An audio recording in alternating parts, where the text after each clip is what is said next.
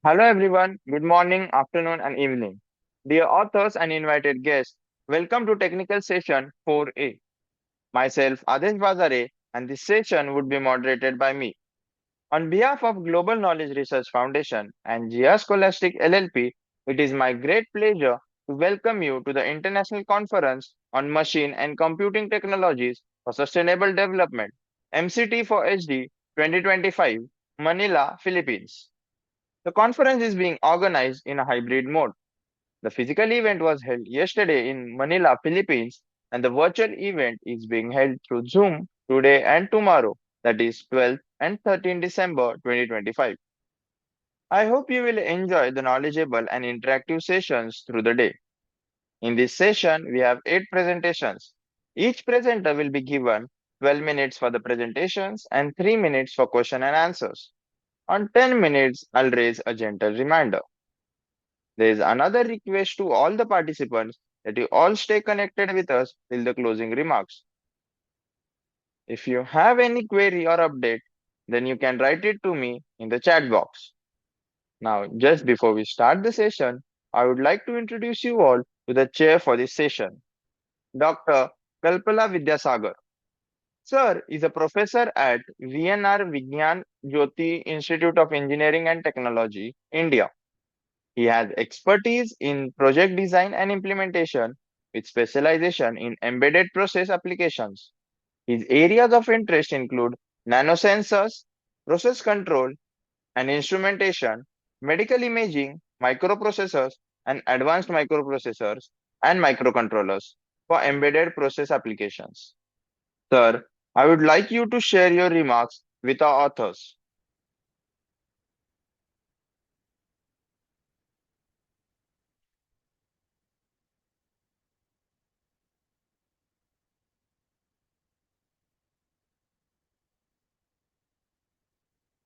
Dr. Vidyasagar, am I audible?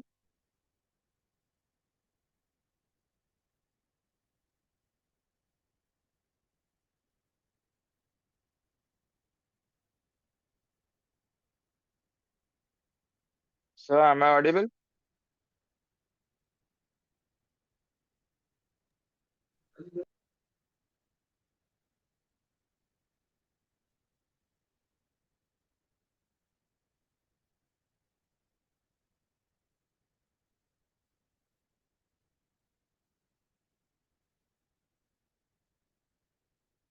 Just give us a minute here.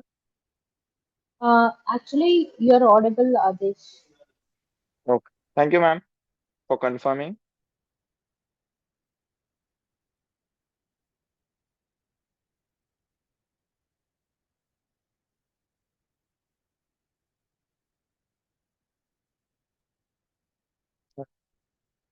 I think we can start with our paper presentations. The first paper to be presented is on paper title, Machine Learning Based Classification of Audio Mathematical Expression Using Audio Augmentation. The paper will be presented by Vaishali Khedekar.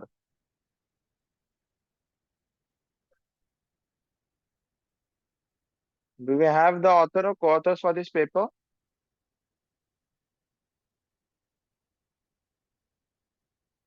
It seems not. Moving towards our next paper, we have AI-driven traffic signal optimization using CPS. The paper will be presented by Dakshnur Singh.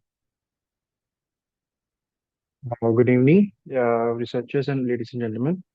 I will be presenting my paper today. Let me share my paper or Yes, sir. presentation.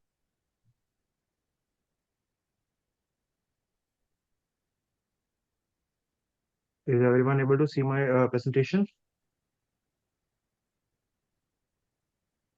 Yes, sir. Your screen is visible. You may proceed with your presentation. Good evening. I am Dakshin Singh, a student of computer science engineering at Chennai University. Today, I will be presenting my paper titled AI-driven traffic signal optimization using cyber physical systems. So let's move on. Today, we will go through. I will introduce my work. Then we'll move on to problem formulation, objectives of the work. Then I will explain my methodology used and results and outputs I obtained from the methodology. Then we will conclude the work with the future scope for the work. Today, the major problem faced in modern cities is urban traffic congestion from rising vehicles and population. Today, the main signal systems used are traditional systems which use fixed timers, which leads to inefficiency that causes delays in reaching somewhere, fuel wastage, and many accidents. So, my work proposes an AI system that enables adaptive traffic management. My proposed work uses cyber physical systems with AI and computer vision, YOLU, and OpenCV to detect vehicles via live CCTV feeds and adaptive algorithms which dynamically adjust signal timings. So, why do we need AI-driven adaptive traffic signal systems? Firstly, the exponential growth of vehicles and population in today's modern cities. The number of vehicles on the roads have grown far faster than the capacity of the existing traffic infrastructure.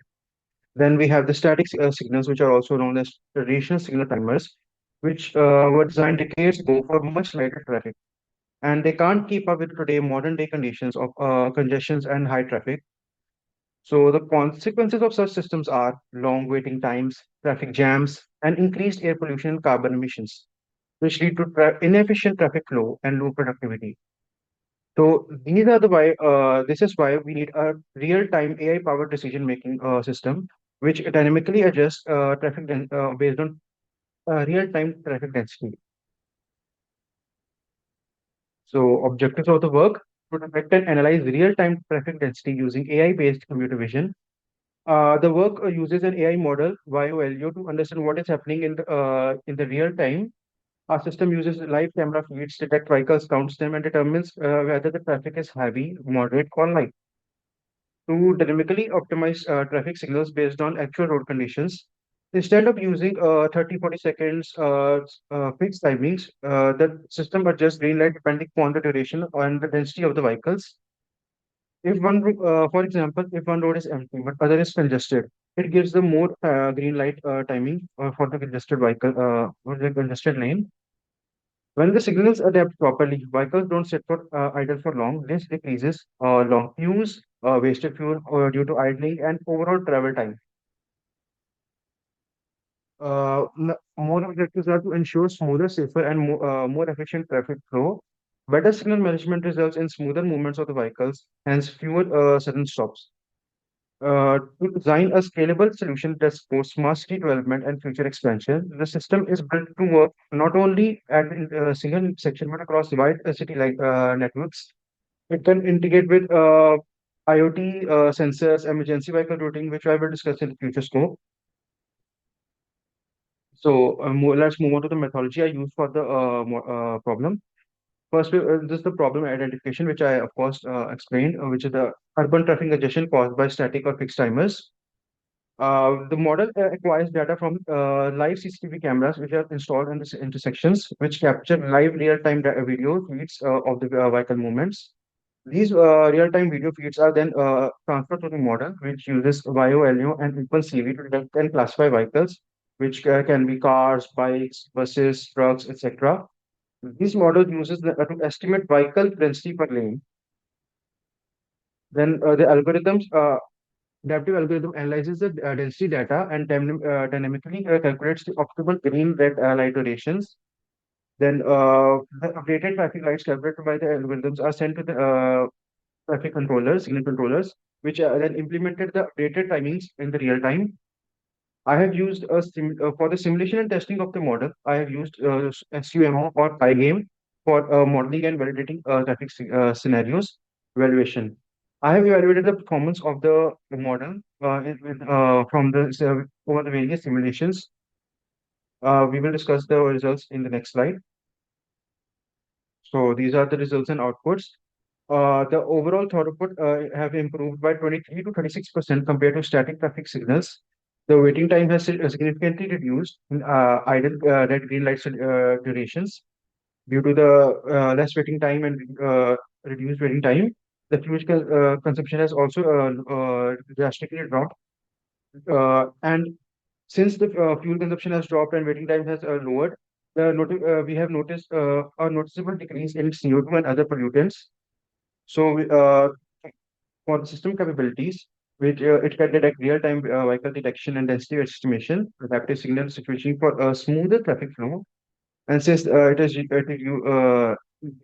contains and CO2 and other pollutants, it is suitable for smart cities initiatives and other developments.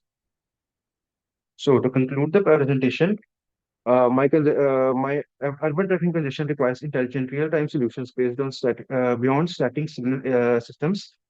Most AI-driven adaptive traffic signal systems leverages CCTV, YOLU, and CPS to dynamically adjust timings. Results show a proved throughput of 23 to 26% reduced waiting time, fuel consumption, and emissions. The system is scalable and sustainable, aligning with smart city initiatives. Future enhancement can range from emergency vehicle prioritization, violation detection, inter-signal synchronization. So, the work demonstrated an AI-based adaptive traffic system that is affordable, effective, and eco-friendly solution for modern cities. So the future scope of the model can be emergency vehicle prioritization, which can auto detect fire trucks, ambulance, and police vehicles to give them a right of way.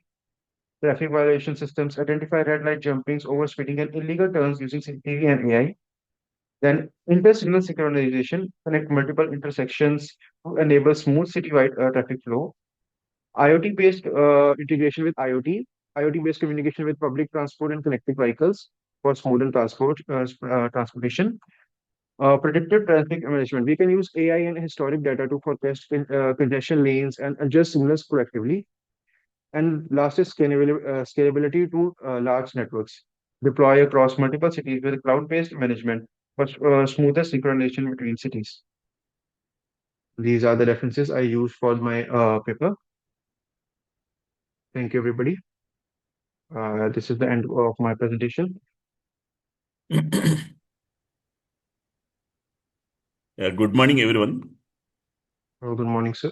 Yeah, I'm Dr. Vidyasagar, professor in VNR Vignan Jyoti Engineering College. So, at first, I would like to say apology for late arrival to this meet, but I was joined early, but due to sudden drop, a call drop, I was delayed 5 minutes. It's Sorry okay, for sir. being that. It's okay, sir. Yeah. Sir, please respond. This is AI-driven traffic signal optimization using cyber physical systems. I have Yes, seen sir. everything. So I did one thing, the experiment and the procedure, the methodology is very good. And the intention Thank you, is sir. very good. And let me know what is the latency time of your system first. So we can implement the system using two methods. One is server-based, and second is edge devices. We can implement edge devices near each traffic system, which causes low latency, which is actually in real time it will be updated. So it has very low latency. Yeah, you are taking real-time images. Real-time camera feed using CCTV. You are using real-time camera and you are using OLO 8 or OLO 9 algorithm you are using. And YOLO version 8. my question is, you are acquiring the data and you did not concentrate on the congestion of the traffic and Yes, you sir. are focusing only on the density of the traffic and acquire the data is sending to your cloud and you are processing that data after analytics you are responding to the system. Now in this Yes, sir. process, in addition to this density of the traffic, and I introduced congestion in the traffic. So how the latency time is to be managed between initiation stage to the final stage? So we use YOLU version 8 and advanced. So we will have an edge devices at each intersection, which will the live camera feed will be sent to it, and the version uses we have also pre-trained the model for calculated various vehicle detection. It will calculate in real time and update the vehicle in the real time. So it will be in the matter of milliseconds or seconds. So it And will be a last very low question. latency. Yeah, it's a very good. Last question. How your system will guide the users? So it can be lead to further future scope, which I discussed, like more advanced technologies for It will lead to researches in advanced technologies like prioritization based intersections. We will be in which we will give a right of way to more important vehicles like ambulances, fire trucks, police vehicles for better security of the city. And then we can also use add violation rights, which will be see if someone is jumping the red light, an illegal turn, or to detect violations in the city. So it can increase research in these areas. And last question, sir. Last question. Is there any security issues you are because you are taking live camera? So Yeah, is that information is secured or encrypted information? Anything? What kind of security measurements you are considering when you are taking live camera image? My model does not read license plates, and a recognized person is just recognizes vehicles. So there is no privacy concerns about it because we do not. My model does not recognizes or feeds license plates and the person. So it only detects the vehicles and counts the number of the vehicles on a particular lane. Okay. Wish you good luck. Thank you. Thank you, sir. Thank you. Thank you, sir. Now we'll be moving towards our next presentation. The next presentation to be presented is the paper title Comparative Analysis of Classifier Robustness in Transposing Text to Spoken Disclosure. The paper will be presented by Manjula Sri Raidu. Do you have the author or co-author for this paper?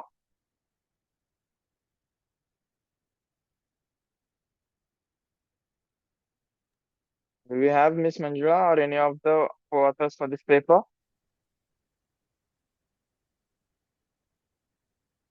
Sir, if you don't mind, shall Mm, I call to her? She belongs to our department only. Sure, sir, sure. I will call to her. Sir, till The session is then we done. can move forward with the next We will presentation. switch to another person. Yes, Yeah, thank Meanwhile, you. yeah, she will join. sure. Yeah, thank you, sir. The next paper will be presented by Ashan Ranavira, who will be presenting his paper on custom bidirectional encoder representations from transformers, but Ashan Berto for semantic similarity in Sinhala language.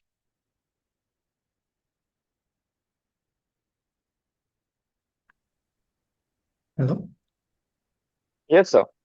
Am I audible? Yes, sir, you're audible.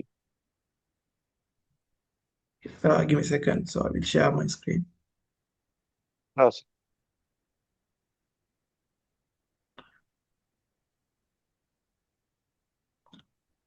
So can you see my screen as Yes, sir, well? your screen is visible. You may please continue. Thank you so much. So good evening, everyone. Uh, so my name is Ashay Ranavira.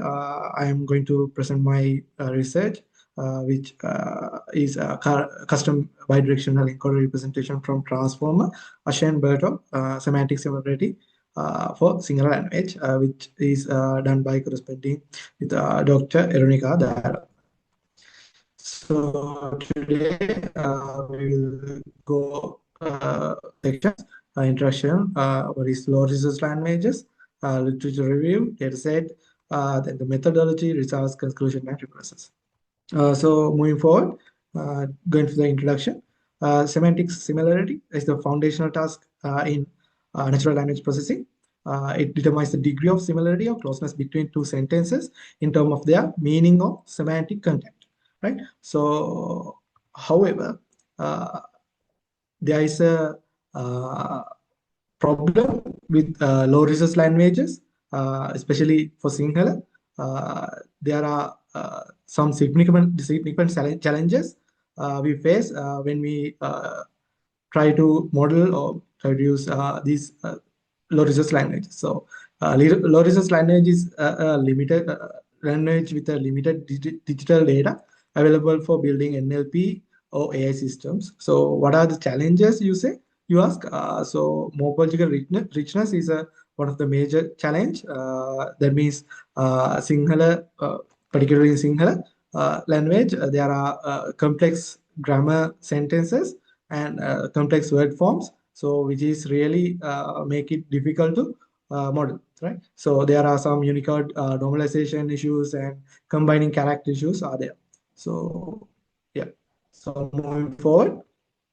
So we have reviewed several past approaches to sentence similarity. There are traditional corpus-based methods are used, such as this first paper, which is done in 2016, and it gives a Pearson correlation of 0.79, right? So then there are some other deep learning-based methods as well, such as the fifth one, which gives accuracy of 86%, and the last one is not for single language, but it has given accuracy of 91%, right?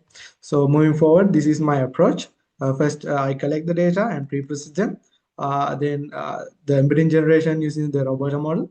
I will talk about the Roberta model that we have implemented in the upcoming slide. Then the Siamese network architecture, then model training and evaluation. So the first for the data collection part, uh, we started by machine translated dataset just because there were no any singular dataset for sentence similarity. As you can see, there's a one translated A sentence and the translated B sentence and the scope related to them. So what we did was using the original dataset, which were like SNLI or SIG dataset, and we use them, and using machine translation, we translate those sentences into single, right? So then this is the procedure. uh, so this is the Siamese network architecture. This is the core of our approach, and the network has two identical subnetworks to process the input sentences embeddings, right? So then it will output the generated similarity score at the end, right? So then this is the part that I have mentioned before, the robot pre-trained model. So that is trained by me. Basically, from it took like 15 days straight using Tesla T4 16 GB GPUs. And these are the other components of the pre-trained robot model, which is called Ashane Berto. And you can, it is publicly available. You can check it out using Hugging Face. This link is available here, right? Then we move to the model architecture. Uh, the two input sentence embeddings are fed into the network, and the feature extraction component uses dense dropout and batch normalization, activation, and less name layers. Finally, the outputs from the two identical branches concatenated and pass through the final dense layer to produce the single similarity scope, right? So then this is the model training part. So as you can see, the model loss is steadily decreasing, and the validation is increasing rapidly and stabilizing in a high validation accuracy. So as you can see, the classification report, we have acquired 94% accuracy in the output, right? Then going to the result. So these are the results that we got. So I will translate two of the result. So look at the second image. So there are two sentences. First one is the translated one is a person died while attempting to cross a river, and the second sentence is a young person has died. So both have the same similar meaning with different wordings, right? So if it is in English, is somewhat similar in wordings, but in translated version there are so much synonyms here. So it is kind of difficult to grab the similarity by just looking at the words. So this is the contextual meaning that the model has got, right? So it has got the accuracy of 80. Sorry, the predicted similarity of 82%, right? So moving on to the next one, you look at the last one. So first sentence says, I can't eat anything now. The second one says, I feel hungry a lot. So both have the opposite meaning. So it predicts the similarity as 15%, right? So then we compare the uh, embedding generation techniques with other embedding techniques. So with such as content bag of words, word to vec, or fast text. So in there, the proposed pre-trained model Ashenberger has surpassed all the methods with giving 94% accuracy and 94% reference score, right? So then we compared with the Excuse me, sir. LLM. Yeah. Sorry to interrupt. Just wanted to mention that you have 2 minutes of time left. Yeah, sure. Thank you. Compare the popular LLMs. So as you can see, what is doing by the popular LLMs, such as Claude, Gemini, and Claude, they are converting or translating the singular sentences into English, then try to find the similarity between those sentences.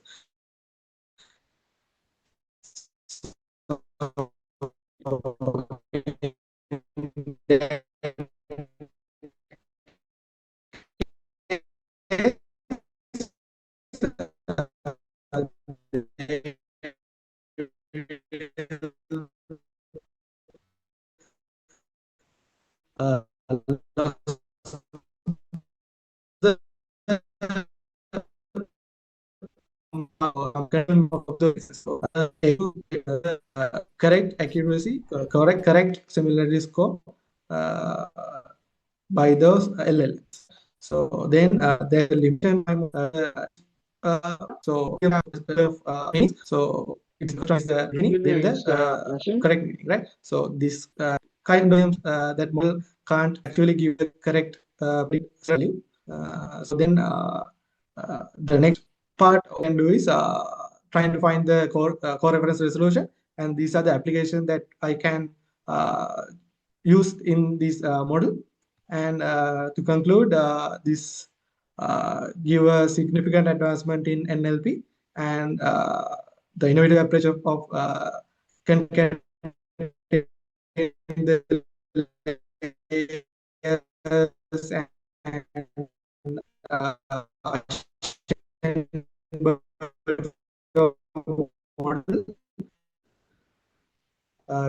which have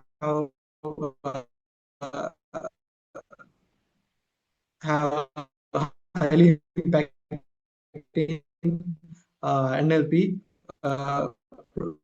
mostly in low resource languages. Thank you. Any question?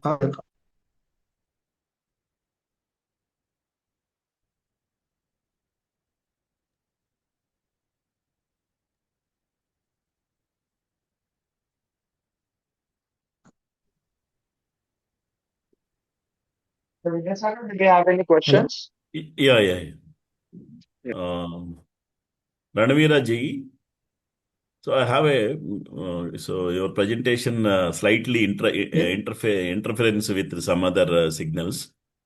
Yeah, little bit noise added to your Okay. transmission Very good. signal. Okay, it's okay. Is it audible to you? No, your voice is not Yeah. audible. Is my voice is audible, sir? Okay. Yeah. Your voice is audible. Please, I have, please, thank you. So generally, this machine translation generated data may introduce some noise, and sometimes biased information also you can extract with the machine generated machine translation. So how you will address this to noise and biased Yeah. information? Actually, there were 6,000 sentence pairs that we translated using machine translation. What we did was we manually check 40% of the sentence pairs with two singular experts, and that way we thought that we could reduce that biasness. So you suppressed the noise, or you reduced the noise, or you eliminated the entire Actually, noise? we kind of correct those sentences if the meaning from translated one is incorrect. So that's the way we do. And one more thing, in addition to this, your F1 score seems to be 0.94, and precision Yeah. recall value accuracy is also absolutely is around 90. So my question is, Yeah. why this F1 score is 0.94? Is your system is overfitting? This is the reason why you Actually, got no. F1 What scoring? we did was no. It wasn't overfitting. Actually, what we did was we in the evaluation process we got held out test set. So that means the test set was never seen by the model. So the test accuracy is that the 94%. So Yeah, it wasn't accuracy is overfitting actually. good. Accuracy, your Yeah. accuracy is very good. So when seeing this F1 score, you achieved 0.94. That may be due to overfitting of your system, your model. That is my question. No. Yeah, that's what I mentioned. Like the evaluation test was never seen by the model, and actually I was created the application which the people can use. So once I give that application to the users, yeah, which is hosted on the Hugging Face, the people was also using that model, so they were also able to get the corrected accuracy. So I don't think the model was overfitted. Yeah, Okay. Thank you. thank you. Thanks so much. So now we'll be moving towards our next presentation. The next paper to be presented is the paper title EEG-based anxiety level prediction. The paper will be presented by Shraddha Ji Shapurkar.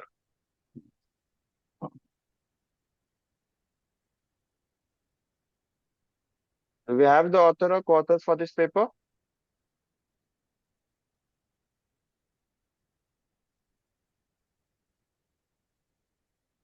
It seems not. We'll move towards our next presentation. The next paper will be presented by Said Said, will be presenting its paper title From FOMO to Regret in Social Commerce, investigating impulse buying behavior of university students on TikTok Shop.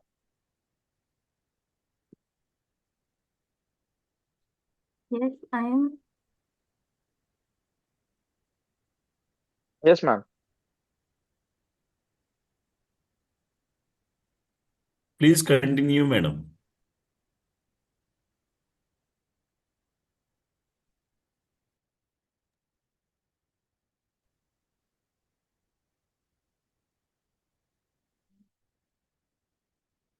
Hello, good evening, everyone.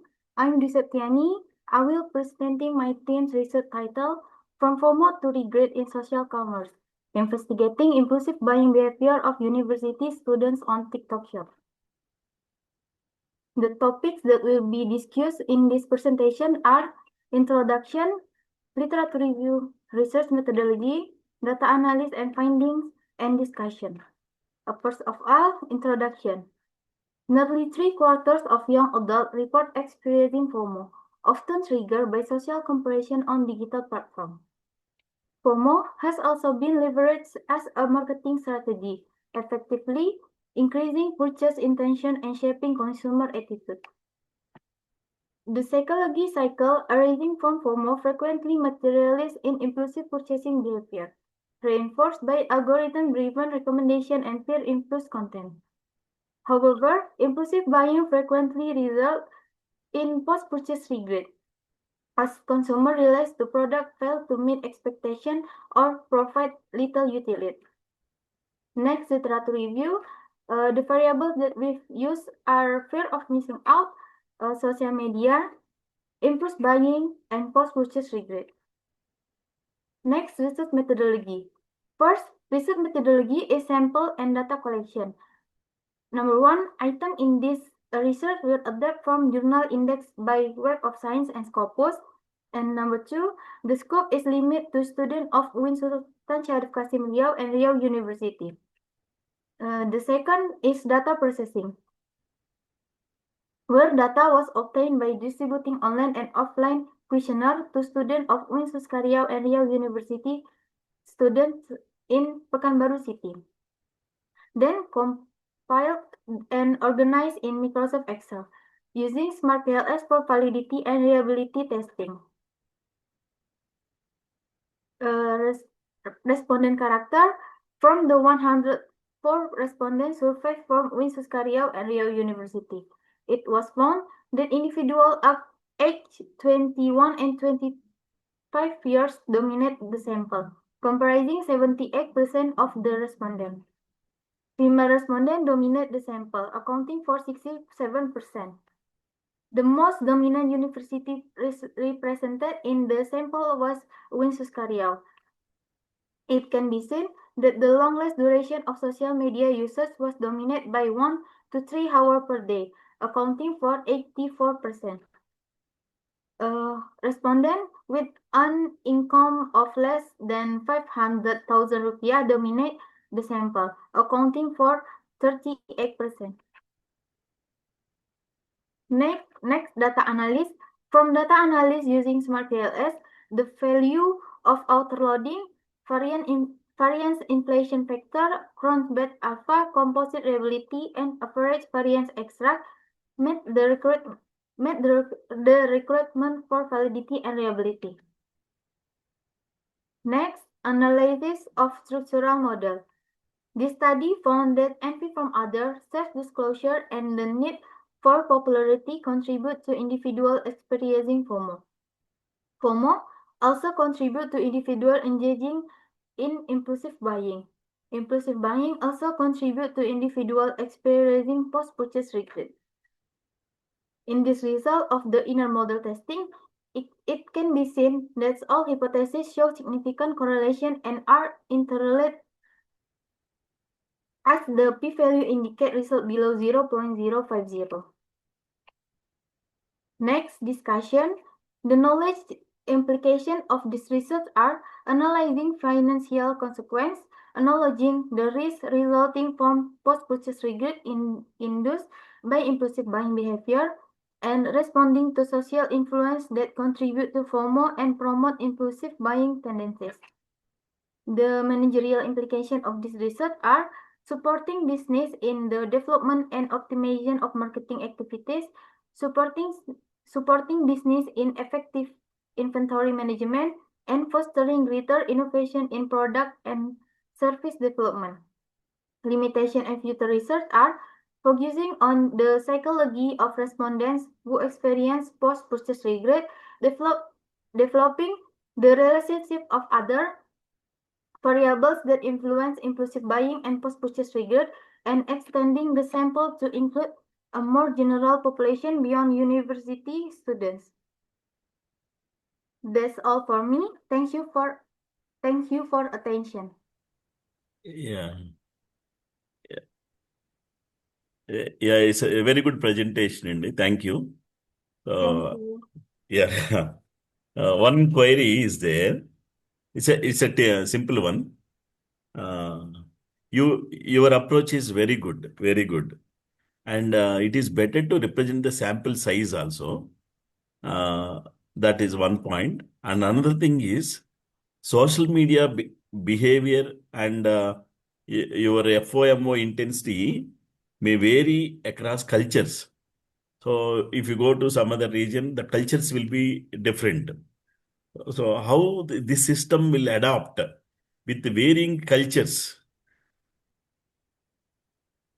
and with different kinds of social media behavioral process. So you might be considered only one constraint. So elaborate it. So different kinds of cultures, different kinds of social media behavior is there. So how your system will address these things? Oh, okay. No Uh, problem. No uh, problem. If you, no problem. Understand. Yeah, it's a good. Uh, in our future work, is it possible to extend your work by considering this? can I repeat your question slowly?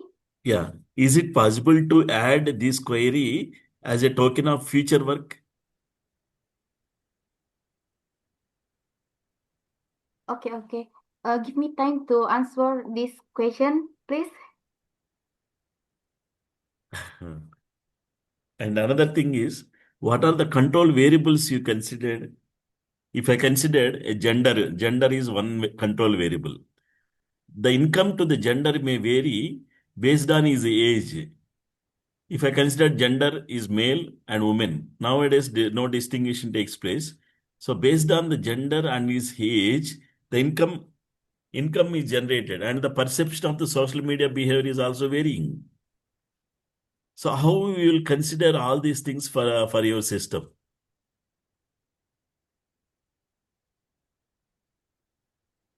Yeah, no issue. Please consider these things for your future work. You did a very good job. Thank Thank you. you. Thank you. Thank you. Thank you, sir. Now we'll be moving towards our next presentation. The next paper title to be presented is The Machine Learning as a Tool for Phishing Detection in Norwegian. The paper will be presented by Bertram Haskins. Hi there. Let me just share, replace current share. There we go. Can you see my screen? Yes, sir, your screen is visible. Okay, fantastic. Um, okay, so good afternoon, good morning on my side. As you may have heard, my name is Bertram Haskins, and today I'll be presenting a paper entitled Machine Learning as a Tool for Phishing Detection in Norwegian. Now, this is work that was done alongside one of my bachelor's project students. He mentioned that he might join the session afterwards, if we're lucky, if there are any questions. Unfortunately, it's exam time at this stage. Now, overall, this project evaluates machine learning for detecting phishing emails in Norwegian, which is kind of seen as a low resource setting. So what we'll do is we'll go quickly through the background. We'll take a look at experimental setup. We'll discuss model training and results, and then we'll finish off with conclusions and recommendations. So if you think about things such as phishing, phishing still remains one of the most common and persistent cyber threats. Now, traditional email defenses tend to rely on things such as blacklists and heuristics. Now, with blacklists, basically blocking emails from malicious senders based on URLs, domains, etc. But it's really only effective against previously identified attacks. Now, heuristics search for suspicious traits such as strange URLs, poor domain reputation, or unusual HTML. So they can spot new threats, but they often misclassify legitimate messages. Now, both of these approaches are reactive and rule-based, meaning they must be manually updated as the attackers change their tactics. Now, as with so many things these days, machine learning or AI, whatever you want to call it, provides a more adaptive way to do this by learning patterns from data and identifying phishing attempts that don't necessarily match predefined rules. Now, specifically, Norwegian represents several unique challenges for phishing detection. So seeing some of the presentations today, I realize some of the presenters are actually faced with similar issues. Now, specifically in Norwegian, there are two official written standards, Bokmål and Nynorsk. They differ in vocabulary and grammar, so models trained on one might actually underperform on the other. Now, my native language is Afrikaans, and I know when I type emails, I intermix Afrikaans and English, so for instance. Now, in this case, many people, even in a business setting, tend to mix Norwegian and English, especially in a business and a technical context. So this leads to a hybrid text that's a little bit harder for the algorithms to pass. Now, amongst all of this, there's sort of a shortage of labeled Norwegian language security data. So this makes it a bit difficult to train and benchmark detection models accurately. So as a result, many international phishing filters tuned for English don't perform as well on Norwegian text. And as case in point, I took a little bit of Norwegian text and I generated a word cloud from it. Now, as you can see, there aren't any strange characters. But that's not the true story. Many of the filters and processes actually rip out the extra characters. So there were actually extra characters, but they were removed by the tools. And this gets expanded when you take a look at things such as phishing filters, etc. Now, within that domain, then we decided to experiment a little bit. And to experiment, we obviously needed a data set. Now, this data set was gathered by the student. It consists of 900 real Norwegian emails, of which 498 were classified as phishing emails and 402 can be seen as legitimate emails.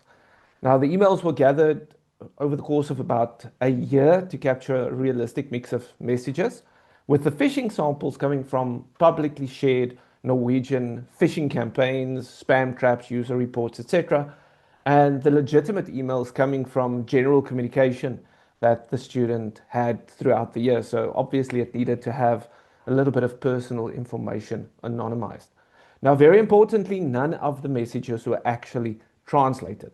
Everything remained in natural Norwegian to try and preserve the authentic language structure and tone of the communication.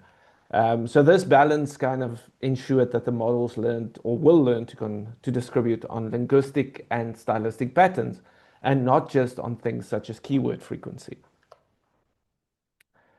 So during the study, the student followed the following pre-processing pipeline.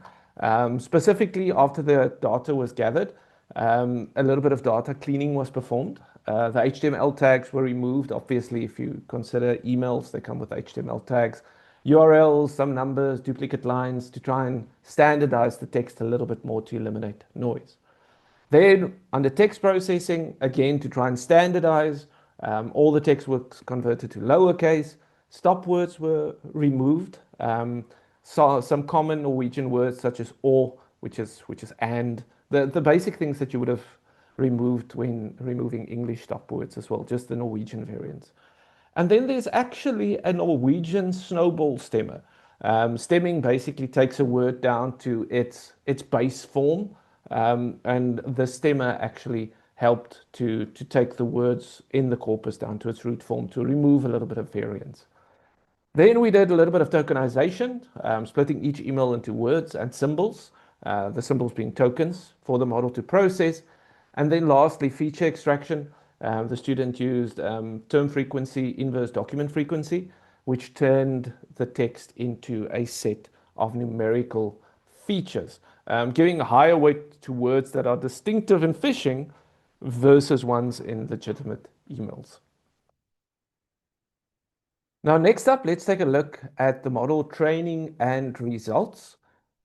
So specifically, 5 algorithms were tested: naive Bayes, k-nearest neighbor, support vector machines, random forest, and logistic regression. So the data set was split using a 75%, 25% split. So in other words, 75% was used for training data and 25% for testing data, to later on evaluate model performance on scene examples. Now, to ensure reliability, we used repeated 5-fold cross-validation. So in other words, that basically just means we divided the data up into 5 parts.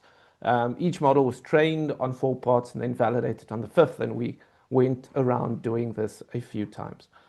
Then also we applied hyperparameter tuning using grid search with tenfold stratified cross-validation. So again, grid search systematically tries combinations of model parameters to find the best configuration. And then the stratified portion basically means that the same portion of phishing and legitimate e-files were included in each fold. In other words, to try and balance the data set each time it was used. Now, the models we evaluated using several metrics. We used accuracy, precision, recall, F1 score, false positive rate, and false negative rate.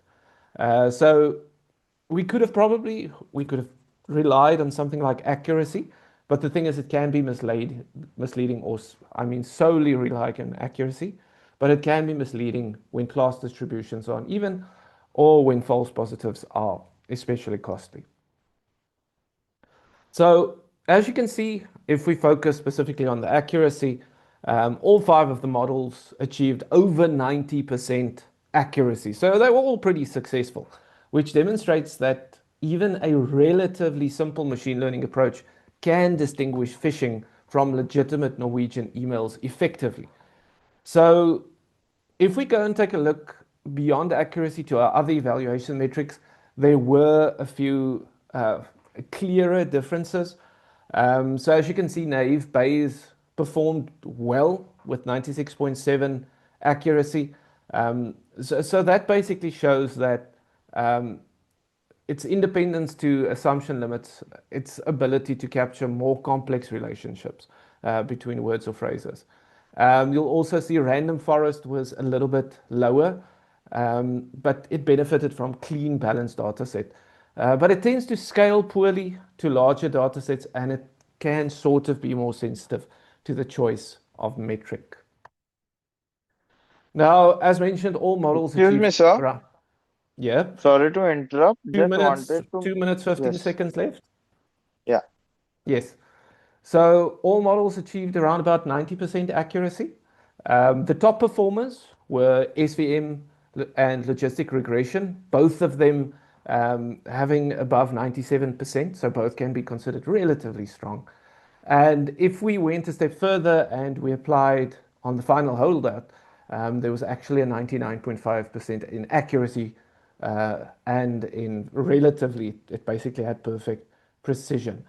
And then, unfortunately, random forest underperformed slightly. But again, it can be because it relies on random sampling and random tree splitting. So that might be the reason, it might not be, but that's what we consider the reason. So lastly, just results, again, just to demonstrate SVM and logistic regression. Finally, it was the best options to use, with logistic regression coming out the stronger of the two. So lastly, conclusion and recommendations. This research basically shows that machine learning is applicable to detecting Norwegian phishing emails. It's not inherently difficult to do. The biggest issue is actually just finding a data set with which to do this. Now, why it matters that we're able to do this? We need to be able to have something. So say, for instance, the students we have are in cybersecurity. They need to be able to accurately identify things such as false positives. Otherwise, they can easily disrupt business operations. And then lastly, some recommendations for future work. Obviously, a bigger data set would be great. We would have to look into where we can get more data, including examples of, say, for instance, spear phishing or business email compromise attacks. With the world of AI and machine learning being as it is, we have to ensure that we maintain transparency for trust and explainability. And then lastly, as I've mentioned, it seems that it's very seldom that it's completely Norwegian or completely English. So developing multilingual or cross-lingual models in future could improve the usage of such a system even further. So in closing, this project demonstrates that even with limited data and modest computational resources, is able to build accurate and trustworthy machine learning models. So any questions, I will answer to the best of my ability. As I said, this is actually My student, I want to double check if he isn't in the session, if we need a little bit of assistance. Unfortunately not. So any questions? Sir, it's a very good presentation. Thank you. And if you don't mind, can you open that block diagram? Let's see. Yes, 3 slides before it. That Yeah, one. this one. Yes. Here, so training data, test data, you have considered very small data set that is approximately 900 emails. Yes. And among these 900 emails, 498 are phishing, 402 are legitimates. Around Right, about, sir? yes.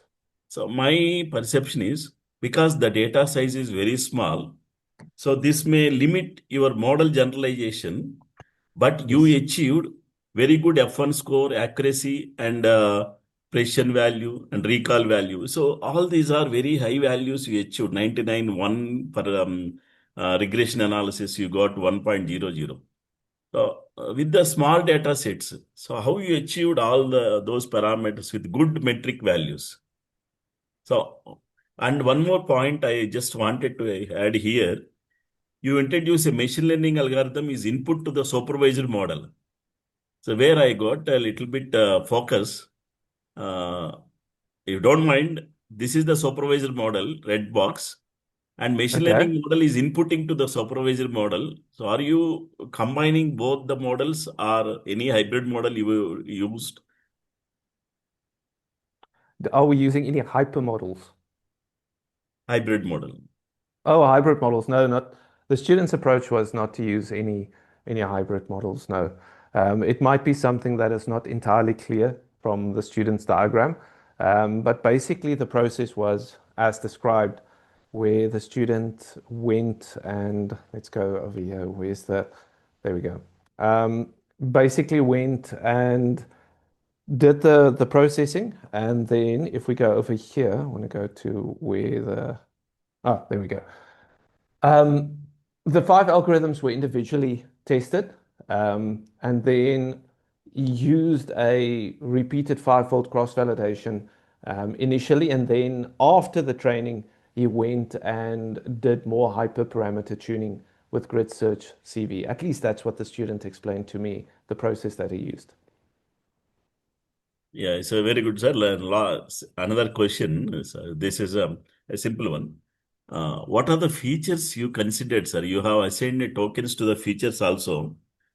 And what are the For features? Is there that, I will any have to go and take. lexial? I will have to go and take a look back at the student's actual bachelor project for that. Yeah. Unfortunately. But that's a Okay, sir. good question, though. It's actually an oversight that we didn't include it. So that's a very good observation. Thank you, sir. Nice presentation, sir. Thank Thank you. you. I really Thank just wish you. the student was here. That would have been fantastic. Yeah, nice talking to you. Thank you.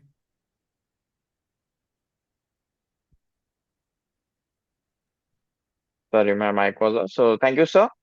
Now we'll be moving towards our next presentation. Just a minute. Now we'll be moving towards our next presentation. The next paper to be presented is the paper title Smart Parking Detection and Suggestion System with Real-Time Web Dashboard. The paper will be presented by Harshal Jaiswal. Yes, I am audible. Yes, sir, you're audible. Okay, so let me share the screen. Sure, sir.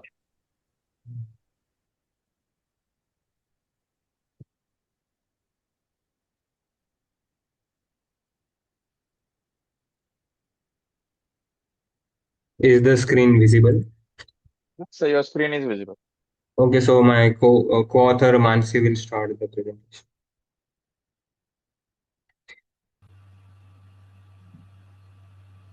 Okay, so am I audible? Yes, ma'am, you're audible. Audible, madam. Okay. So our project is the smart parking detection and suggestion system. So through this project, we have tried to solve the issue that we often face in the cities, which is finding a free parking spot. Sorry. Sorry, let me. Okay. So through this project, we have tried to solve a big problem that we often faced in the cities, which is finding a free space for the parking spot without any wasting of time, fuel, and patience. Next slide.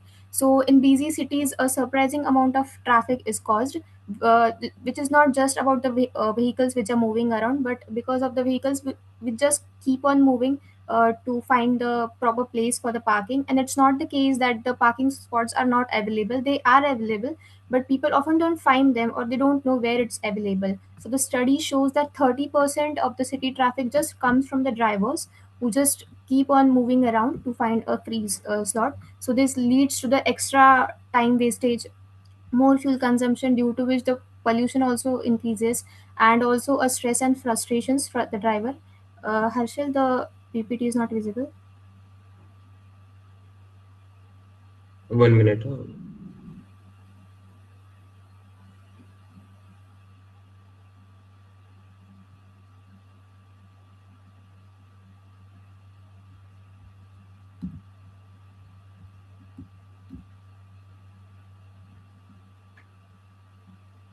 Okay, move to the next slide.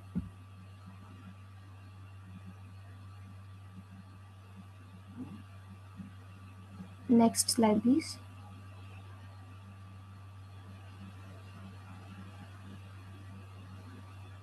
Okay, so there are various solutions which have people have been come upon in the history also, but most of them are the hardware based, which use sensors which are placed in every parking slots. But it's not very easy because it's very expensive to install, very difficult to maintain, and it's not easy to implement the hardwares in each and every parking slot in the city. And many a times, if we do also, it's we do not guarantee that it would work or not. So to solve this issue, and to instead of depending on such costly hardwares, our system has using the intelligent software to show that a real time parking is available. So we can reduce this 7.8 minutes of the time, so that the people would we just waste on the roaming around, we can save the fuel also. Next slide. So our project has next slide, please. So our project has real time parking availability.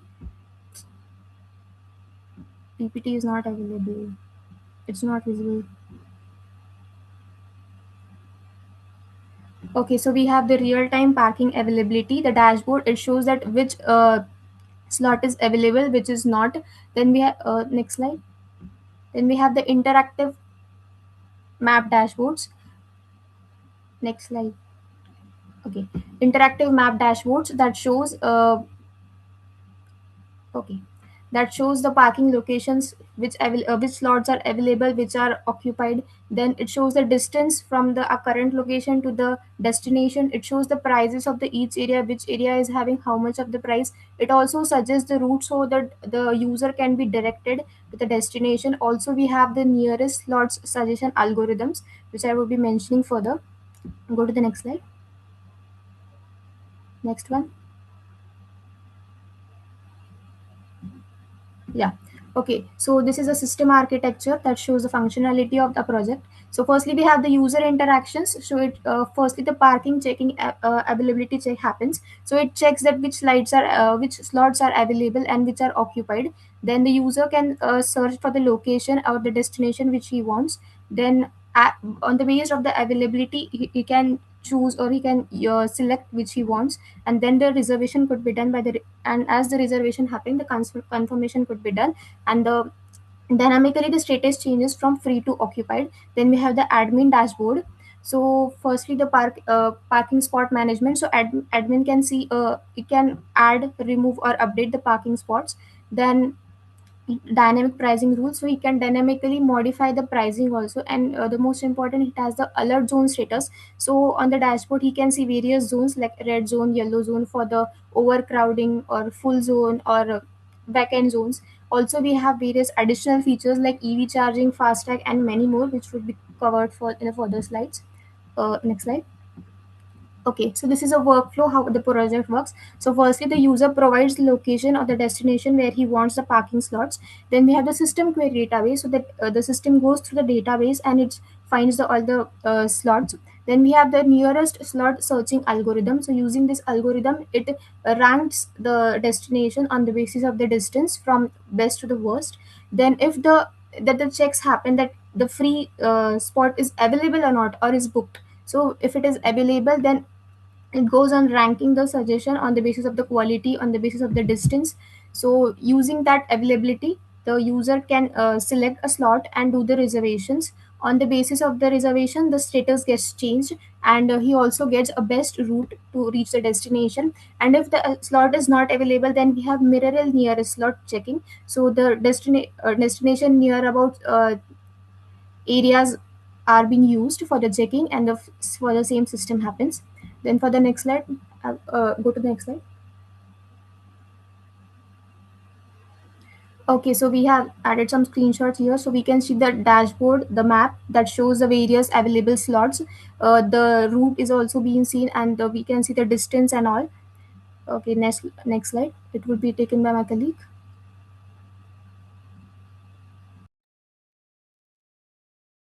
So this is the methodology, the technical stacks. So in this we have involved the front end, which was built using the React, and the which provides the clean interface for the user, and the tailwind CSS for the styling. Then the back is being done by the Supabase for the real-time database and the authentication, and the Firebase is used.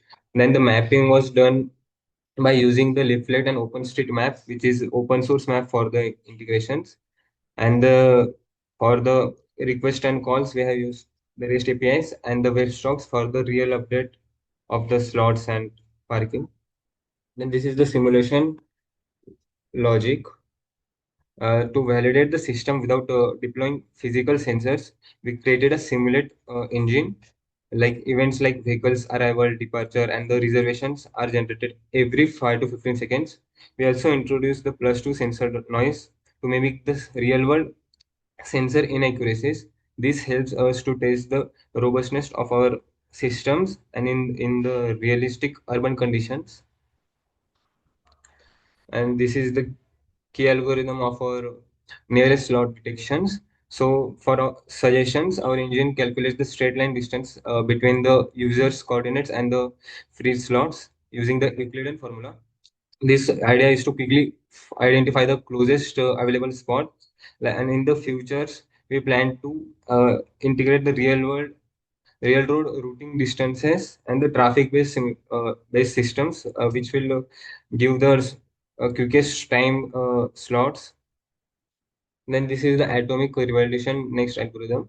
So this is the common issue where the many users do same slot booking, which creates the double booking. So to solve this, we implemented atomic revalidations, a single individual database operations. So when a user clicks on the reserve, the system checks if the slot is still free or not. And if it's yes, then it locks and reserve the instantly. And if it's not, so it rejects and show the next best slot. And this guarantees consistency in every conditions, heavy load. In this, there is a business model or dynamic pricing. So our pricing is the dynamic, and the formula for that was the base price into duration into rate. It's time into rate. So this ensures fair billing based on the actual uses. But in the future, we can also extend it by adding the event pricing or the high demands. Excuse me, sir. Then they, okay, what? Sorry to interrupt. Just wanted to inform the time is about to end. So please conclude your presentation. Yeah, okay. So there are the value added in our services like FASTag integration, event booking, velvet parking, and EV charging.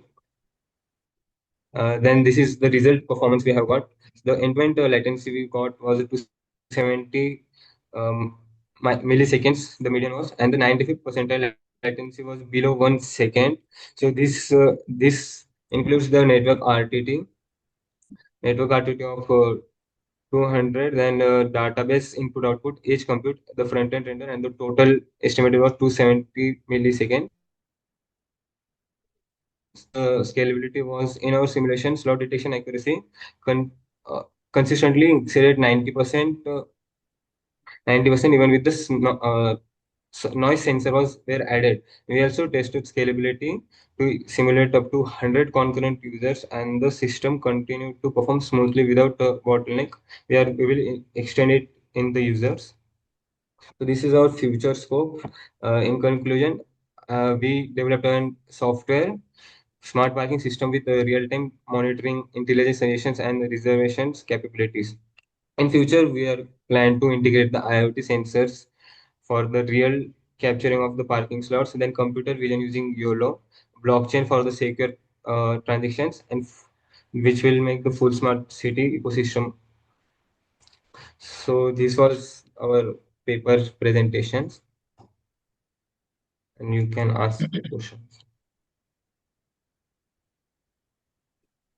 Very good, Andy. This is the title: Smart Parking Detection and Suggestion Yes. System.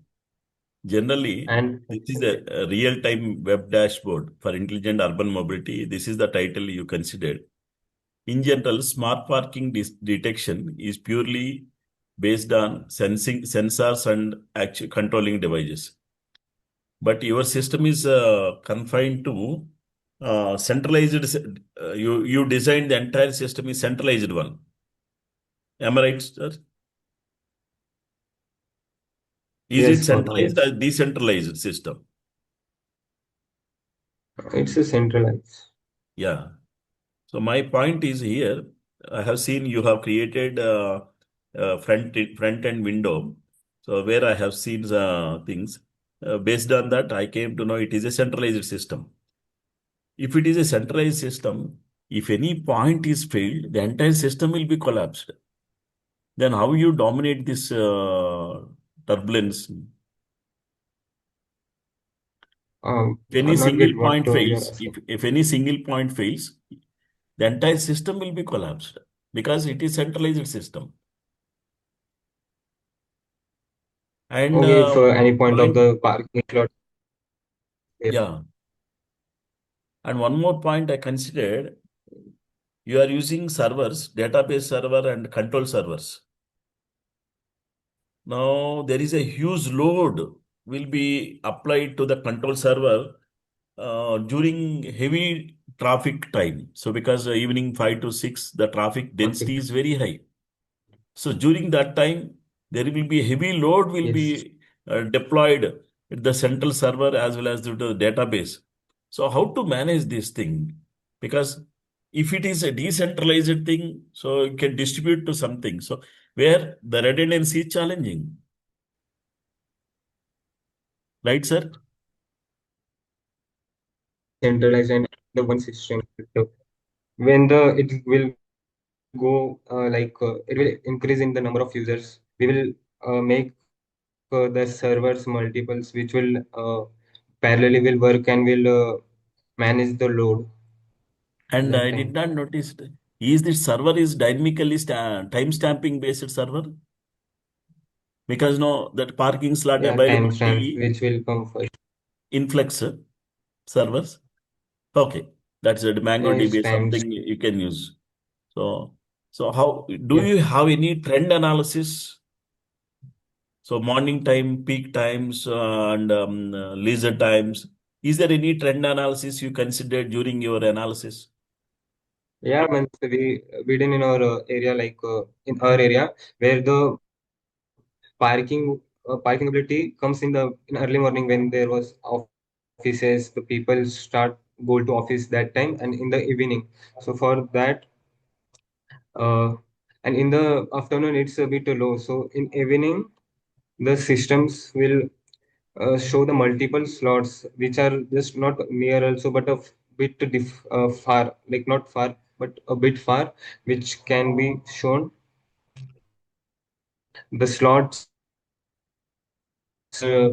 parkings are more so in evening and in morning we did that. So that, and in Yeah, other things, it will show just the nearest one which will be possible because the people will not have to go far more long to find the parkings. But during peaks we have to do that, so so it's all manageable. so for that, do you have any predictive analysis with your design? Right now it's not, but we are in the future we are integrating it to manage all the model by training the model. So if the parking systems may will get full, so what to suggest another one? So, thank you. Are you getting what I'm? Thank you. Good Okay, luck. thank you. Thank you. Have a good day. Thank you, sir. Now we'll be moving towards our next presentation. The next paper to be presented is a machine learning based classification of audio mathematical expression using audio augmentation. And the paper will be presented by Vaishali Khedekar.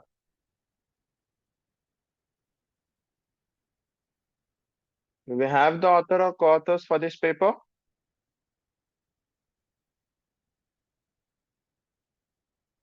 Seems not. The next paper will be presented by Manjula Shri Rayudu.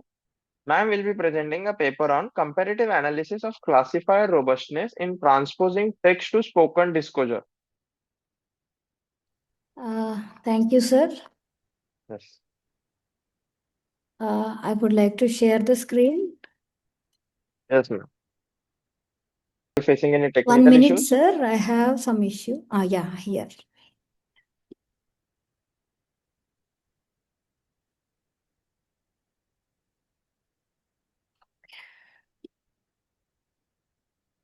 Is my presentation slides? Are you able to see my screen, sir? No, ma'am. No, We are able to see a browser URL tab only. We aren't able to see the presentation. 1 minute. Then I will switch off the video. So,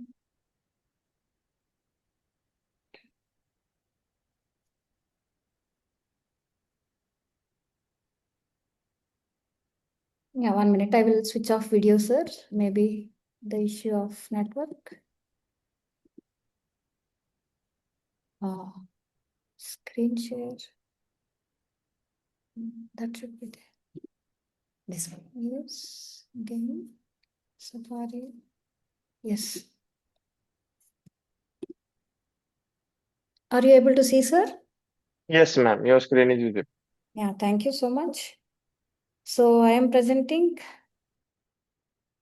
a work being implemented by one of my BTech student.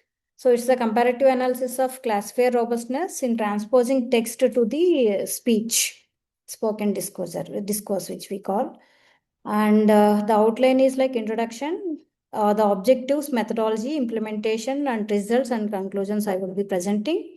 So coming to what this work is around is the text to speech TTS synthesis constitutes a significant domain within the field of speech and language processing, focusing on the automatic transformation of the written text into intelligible and natural sounding speech. So historically grounded in rule-based and concatenative approaches, TTS research has undergone a substantial paradigm shift with the advent of deep learning, resulting in models that demonstrate remarkable improvements in prosody, timbre, and expressive capability.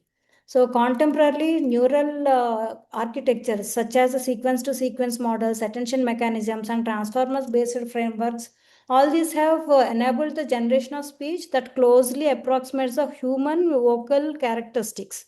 So almost this work is based on comparing, converting a text into speech again, testing that, converting that into text again. The simulated speech will be converted into text again, and these two text and transcripts, the one which we generate through the automatic speech recognition model will be calling as the transcripts, that will generate a transcript, and we'll be comparing how the models can, deep learning or machine learning models can classify these two, and we'll be comparing them whether how best they are doing when we convert the original text into speech and again generating a transcript from that.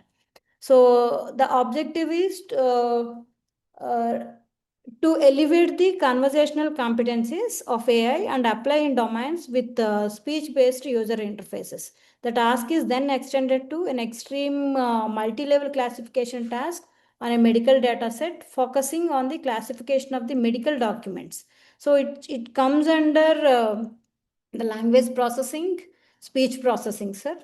So the methods and materials, the data sets we used for this purpose is, we have considered two data sets. One is the AZ News data sets, which has been categorized into four different classes as world news, sports, etc. into four classes.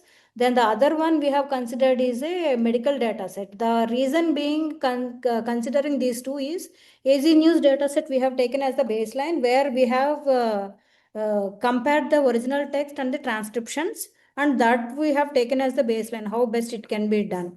And Worksumed is the other one, which is medical data set. Both of these are from the Hugging Face. And this one is like there is a difficulty in translating the medical transcripts, medical language and the terminology. And we have compared these two. So with the baseline analysis of AG News, and we have done with the medical data analysis, which is very complex in nature because of the frequency that comes with the medical data set. Then this is the pipeline of the work what we have done. So the original data set has been taken as the trained data set, then it has been processed and the features are extracted as how the text will be converted into vectors. And for that we have used TF-IDF vectorization. Then this classifier model has been again used as a pre-trained model for the original text. Then it has been converted into speech using Google TTS. There are different models in order to convert the text to speech, and we have implemented, we have implemented three categories, three models, but Google TTS has given the best solution out of the three. Then we have used a Whisper ASR. This will be converting the it's a ASR is an automatic speech recognition system where it will be converting the speech into text. So initially, like the top block represents like the original text is classified into different classes, whereas here the original text is converted to speech, then the speech is converted to again text, which we'll be calling as transcripts to distinguish these two. Then the pre-processing and the feature extraction has been done as usual, and that will be given to the trained classifier in order to classify different classes out of the trained set we have given. So these two, the original thing which has been classified and transposed text which has been classified, we have done a comparison analysis on this. So in order to create a baseline, we have done with the two sets of data sets. So the text for the text representations and feature extractions, we have used, there are different models, like we can use bag of words, one hot encoding, TF-IDF and the count vectorization. So and out of these two, we have implemented the count vectorization, in which the words are represented in a matrix format, representing the frequency of each word with respect to the whole document, how many times it is repeated, a word is repeated with respect to the entire document. Whereas the other one is the TF-IDF, which is like term frequency, inverse document frequency. So this model is based on the concept that all words do not have the same level of importance, and some words do not added value to the topic at hand. So term frequency is the count of the terms in the document divided by the number of words in the document. So it considers a higher frequency of words representations, a higher relevance. So inverse document frequency considers unique words to have a higher relevance. So IDF is the logarithm of number of documents divided by the number of documents with the word, with the document with which the word is having it. So the product of TF and IDF gives a representation that gives a accurate representation of all words. So it is to be noted that this doesn't capture the meaning of the words, but it will be maintaining a record that how many times it has been occurring in that, and it's also like inverse document frequency is also considered and is multiplied with that, which gives a better measure with that. So coming to the classifier algorithm. So once it is classified, again the data set needs to be classified. Once the features are extracted and he has been vectorized, then this needs to be classified. So when we did with the AZ, there are 4 classes, and with the medical data set, there are 55 different labeled data are there. So for classification, we have considered initially the traditional ML models like support vector machine, random forest, KNN classifier. And then we also consider these two are the transformer based. The last two are the transformer based models, which are best suitable for the language processing. So T5 transformer and a pre-trained BERT transformer. So these two have been used, and all these we have implemented where the coming to the results parts like these the T5, which is a text to text transfer transformer, has not performed a better results, and could not complete it, but partially we could do that, so I have included that here. Whereas the remaining 4 classification models, when we compared, so the text accuracy and the transcription accuracies we have considered. So what we mean is like if the text can be accurately classified as that of the, I mean, transcripts are also classified, then in place of the text we can use speech, a converted speech, in order to help for different applications. So coming to the result part with the AZ data, so with SVM, it has shown a difference of 1%. This minus represents a decrease. With the text, the accuracy is 90%, but with the transcripts, the accuracy is reduced by 1%. Similarly, for KNN and random forest, this difference is less. With the BERT model, it has been minus, I mean, 1%. So as a whole, like when we considered, in order to see the consistency, like it has been approximately reduced. The accuracy has been differing by 1% approximately. So when the system is processing AZ, I mean, with this data, AZ news data text, it has shown almost consistently, but decreased only by 1%. Whereas when we have implemented that with the medical data set, the drop in the accuracy is about, I mean, in the range like we got as minus, I mean, 4 to 6, whereas we have made it as it has been approximately decreased by 5 to 10%. So here also, like for the same OHS medical data, we have implemented the 4 models for classification, and also the pipeline of TTS and ASR, and then feature extracting the features and then classifying. So with these 4 classifiers we have compared, and the transcript accuracy has been decreased, but in the range of 5 to 10%. This tells that the accuracy of class decreased by 5 to 10% when analyzing transcript compared to the original text. So this significant decline underscores the challenges inherent in the capturing the complexities of medical terms through text speech to text conversions. So Excuse the me, ma'am. variability, Sorry to interrupt. I just wanted to remind you of the time limit. yeah, sure.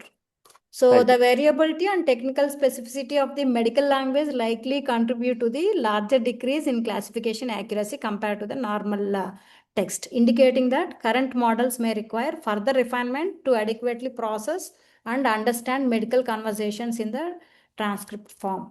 So this is the conclusion. Our comprehensive study reveals that the application of these classifiers to the AZ News corpus dataset yields insightful distinctions in performance with transformer-based models showing particularly promising results.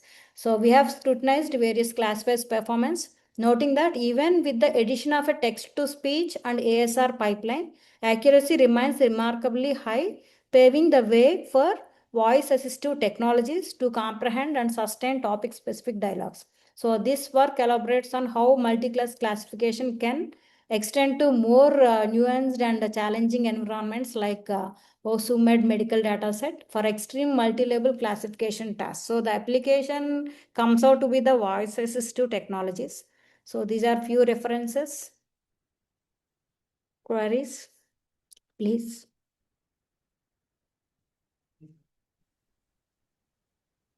Madam, good afternoon, madam. Sir, any queries, sir? Good afternoon, sir.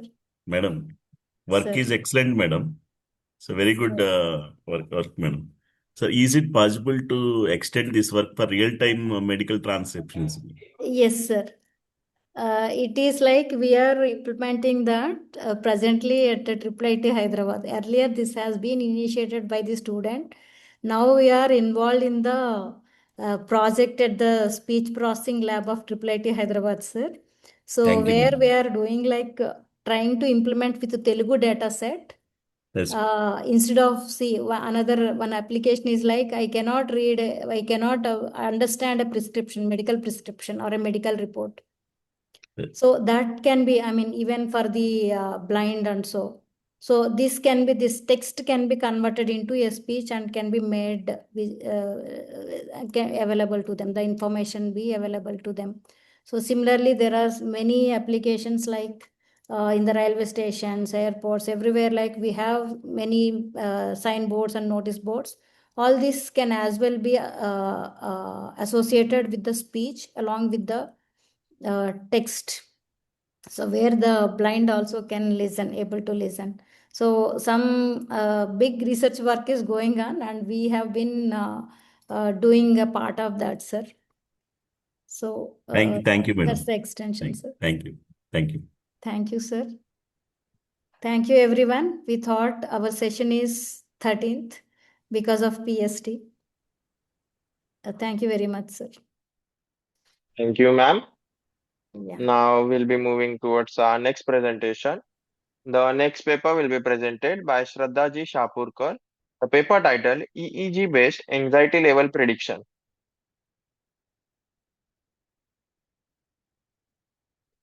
Do we have the author or any co-authors for this paper?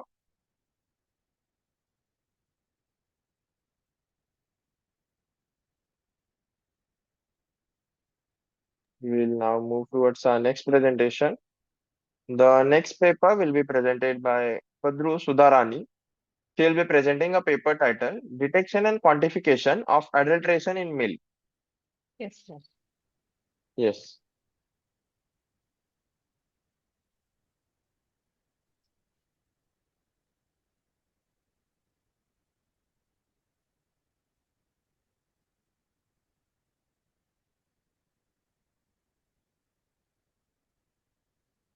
Sir, is it visible?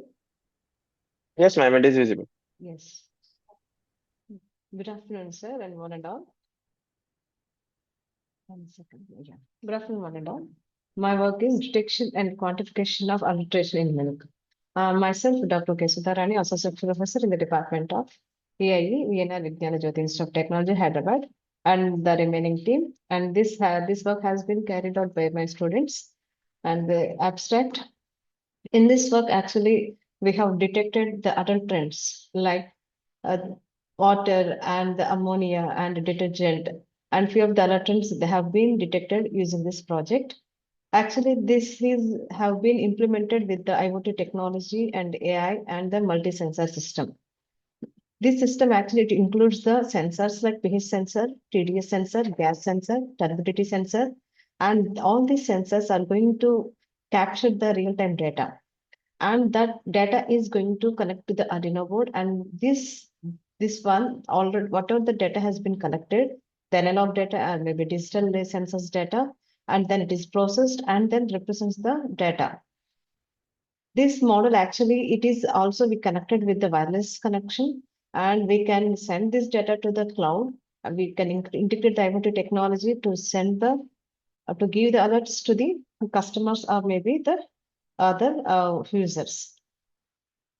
If you see the adulteration in India, this is a very big challenge nowadays, because if we see almost all the cities here in India or every place in India, the adulteration is in very high range. In this one, if you see the this light color blue areas, which is representing the safest milk we can consume. Like in Andhra Pradesh and the states of Telangana and Goa, only these places are representing the safest milk consumption. And then the next one is It is around 81% to 100%. And next one is the dark blue color. This is here the consumption is the safety is around 61 to 80%. And the light color, this area, the light color areas, here it is the safety of consuming milk is around 41 to 60. And the orange color, this orange color areas like New Delhi, and here in this area, it is the safety of consumption is 21 to 40%. And this red area, if you see this one, this entire almost all this states here, it is very dangerous to consume the milk. So that's why it is very essential to measure the adulterants in the milk. If you see some literature survey here, we have gone through the papers, the latest review papers. The pH value, how the milk is going to add the adulterants, like by adding the detergent, ammonia, and water, and maybe some type of detergents. So all this is going to mix in the water and making the synthetic milk also. So this one here, what are these all these adulterants we can measure with the sensors. Previously, like some traditional techniques like chromatography and laboratory techniques have been used, but we can consider like a sensors technology like pH sensor, TDS sensor, gas sensor, and turbidity sensor, and measure the adulterants in the milk, and that data can be sent to the processor, and then further we can send to the IoT technology to save the data and to give us some alerts also. And this is our methodology. In this methodology, this is our processor board and the sensors like pH sensor, TDS sensor, gas sensor, turbidity sensor. And then we are using a Wi-Fi model and the data processing and cloud here and the LCD display. Let us see what is the sensor system here. In this sensor system, we are using the pH sensor, TDS sensor, and turbidity sensor, and gas sensor. This pH sensor, which is going to measure any urea or a detergents that have been added to the milk. Or else in synthetic milk may be a pure form of actually some water and adding the adulterants. So this, if the pH value, if it is the milk, the measured milk is out of range, that means here some urea or detergents have been added. And TDS sensor actually, which is going to measure the excess water or a starch inside it. And turbidity sensor, which is going to measure the added flour or a starch. That means here this turbidity sensor, which is going to measure the opacity of milk. And the gas sensor, if suppose ammonia has been added in the milk, that is going to give some gases. So this gas sensor, that is MQ135, which is measuring the gas what it is added in the milk. And here approximately we have taken 500 samples, and we got some good accuracy of this measurement. And in this one, next the real-time data acquisition and wireless transmission. In this one, we have been used the processor board, and then we send this data to the cloud platform, and we have used for the simulation part like a ThinkSpeak, and in this ThinkSpeak that collected data have been sent there and analyzed and visited through the graphs and charts. In the pH sensor, actually, the normal range for the pH sensor is 6.5 to 7.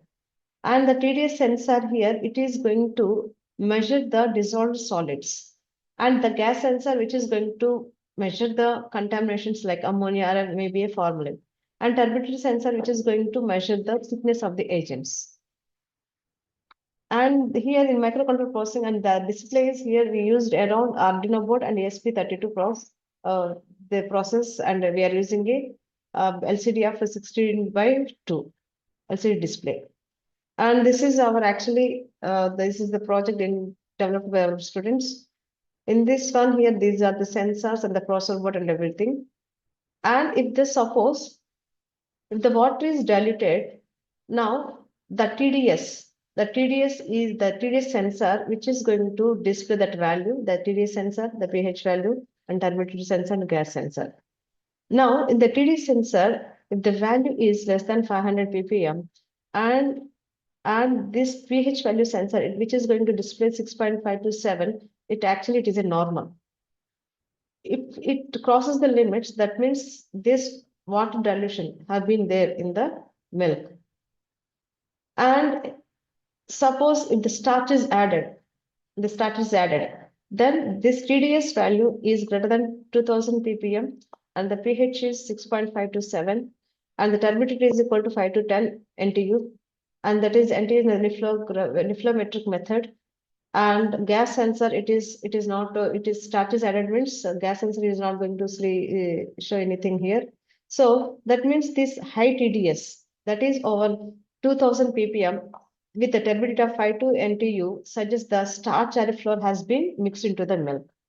And suppose if the detergent has been added, then now value of the TDS is greater than 2500, and it is actually is very high, and the pH value is equal to generally it should be actually, if the detergent added means this pH value is going to show it is greater than 7.5, and turbidity is it's greater than 7.5, and the gas sensor we are going to get above greater than 100 ppm. So that means very high TDS, it is having the very high amount of TDS, and the pH value is equal to above 7.5, and the turbidity is equal to greater than around 15, and the gas is greater than 100, which indicates that the detergent is going to added there, and it is very dangerous to consume. And urea, this is the most contaminated thing. Nowadays, everyone, we can see in the TV channels also, the urea, how they are going to add by making the synthetic milk. Now the urea, it is around greater than 2000, and the pH value is equal to, it is 7.5 above, and the turbidity is equal to in the between the range of 10 to 15, and the gas sensor, we are not getting any value here. And this urea, by getting all these values, we can say that the urea has been added to the milk. And in the synthetic, actually, we have used the simulation in simulation, and we have given this graphs, that is giving the graphs. Now these are the different graphs, which is the first one is the pH graph here. Initially, it is almost constant, and then the sudden there is a spike is we can observe here. There is a sudden spike here, and around it is around 12. The values suddenly change. This indicates the possible alteration, like a maybe detergent. This indicates the detergent is added here. And this sharp this spike, the sharp spike actually is a sign of a representation of chemical contamination. And this is a gas sensor, the sensor output here. In gas sensor, the graph shows the reading of the MQ135 gas sensor, which detects volatile chemicals such as ammonia or a formaldehyde. This graph is going to, it starts around 24 to 25 ppm and gradually increases up to 28 to 29 ppm here. And again, it is going to drop. The presence of chemical, this represents that is the presence of chemical preservatives. And here, this, because of this chemicals have been added, we can get some gases. So that is going to be measured with this gas sensor. And then if you see the third graph, this is about the turbidity sensor data, which shows the turbidity milk cloudiness changes with the time. Normal milk turbidity is around, it is less than 5 NTU for clean samples. And but in the case of here if you see this one, we are getting, there is a. Excuse me, ma'am. Yes, I sir. would like you Yeah. to remind of the time limit. Yes, sir. Yes, sir. A rise in turbidity means the solid allergens here. The solid allergens have been added here. And in the case of TDS, in the TDS, if any starch or any salts or a sugar, even we can add, the people are adding the sugar also for the taste to create the exact taste of the milk. So if any this type of salts or sugar or starch has been added means Now it is going to give the graph like this. So these are the references. Thank you, sir.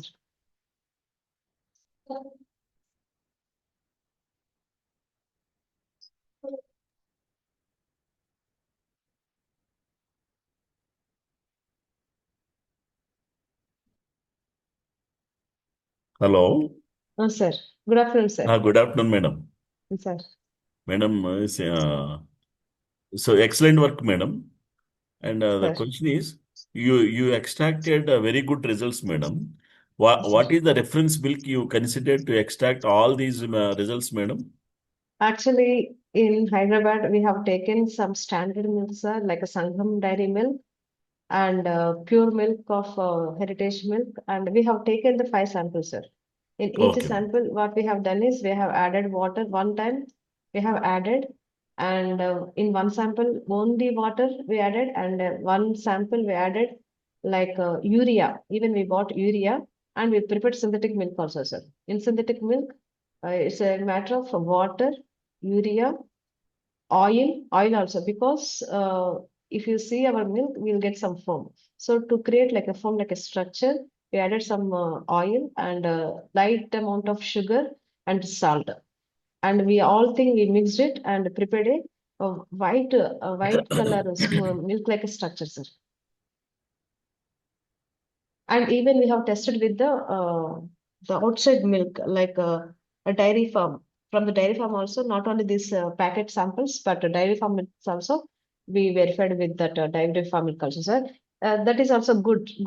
That is also giving good. And even the packets available in the Hyderabad, like a Sangam and Heritage, Jersey, all these are also good milk, sir. We did not find any adulteration there. Thank you, madam. Thank you, sir. Thank you very much. Thank you. Thank you Thank all. you. Thank you. Thank you, ma'am. Now we'll be moving towards our next presentation. And the next paper title to be presented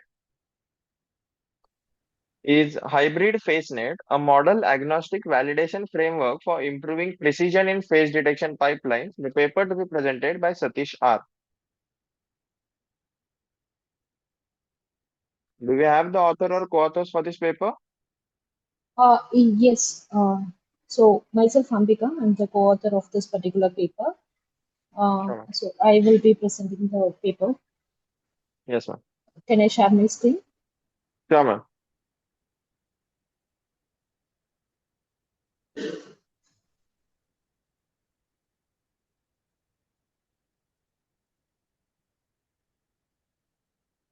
Just a minute.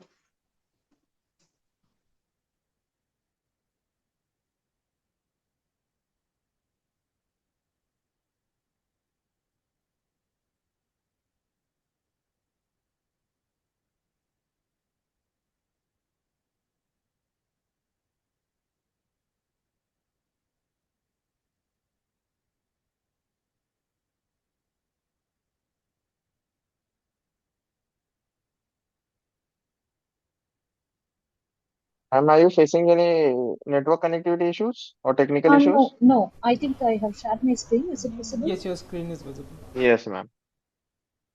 Okay.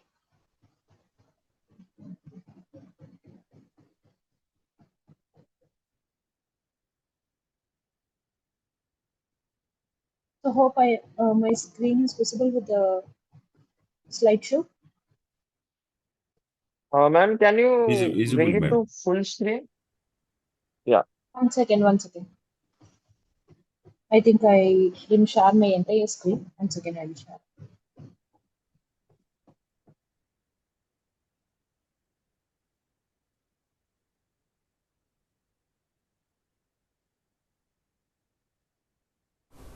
Yes, ma'am. Now it's visible. Oh, sorry. Okay, let me share it again.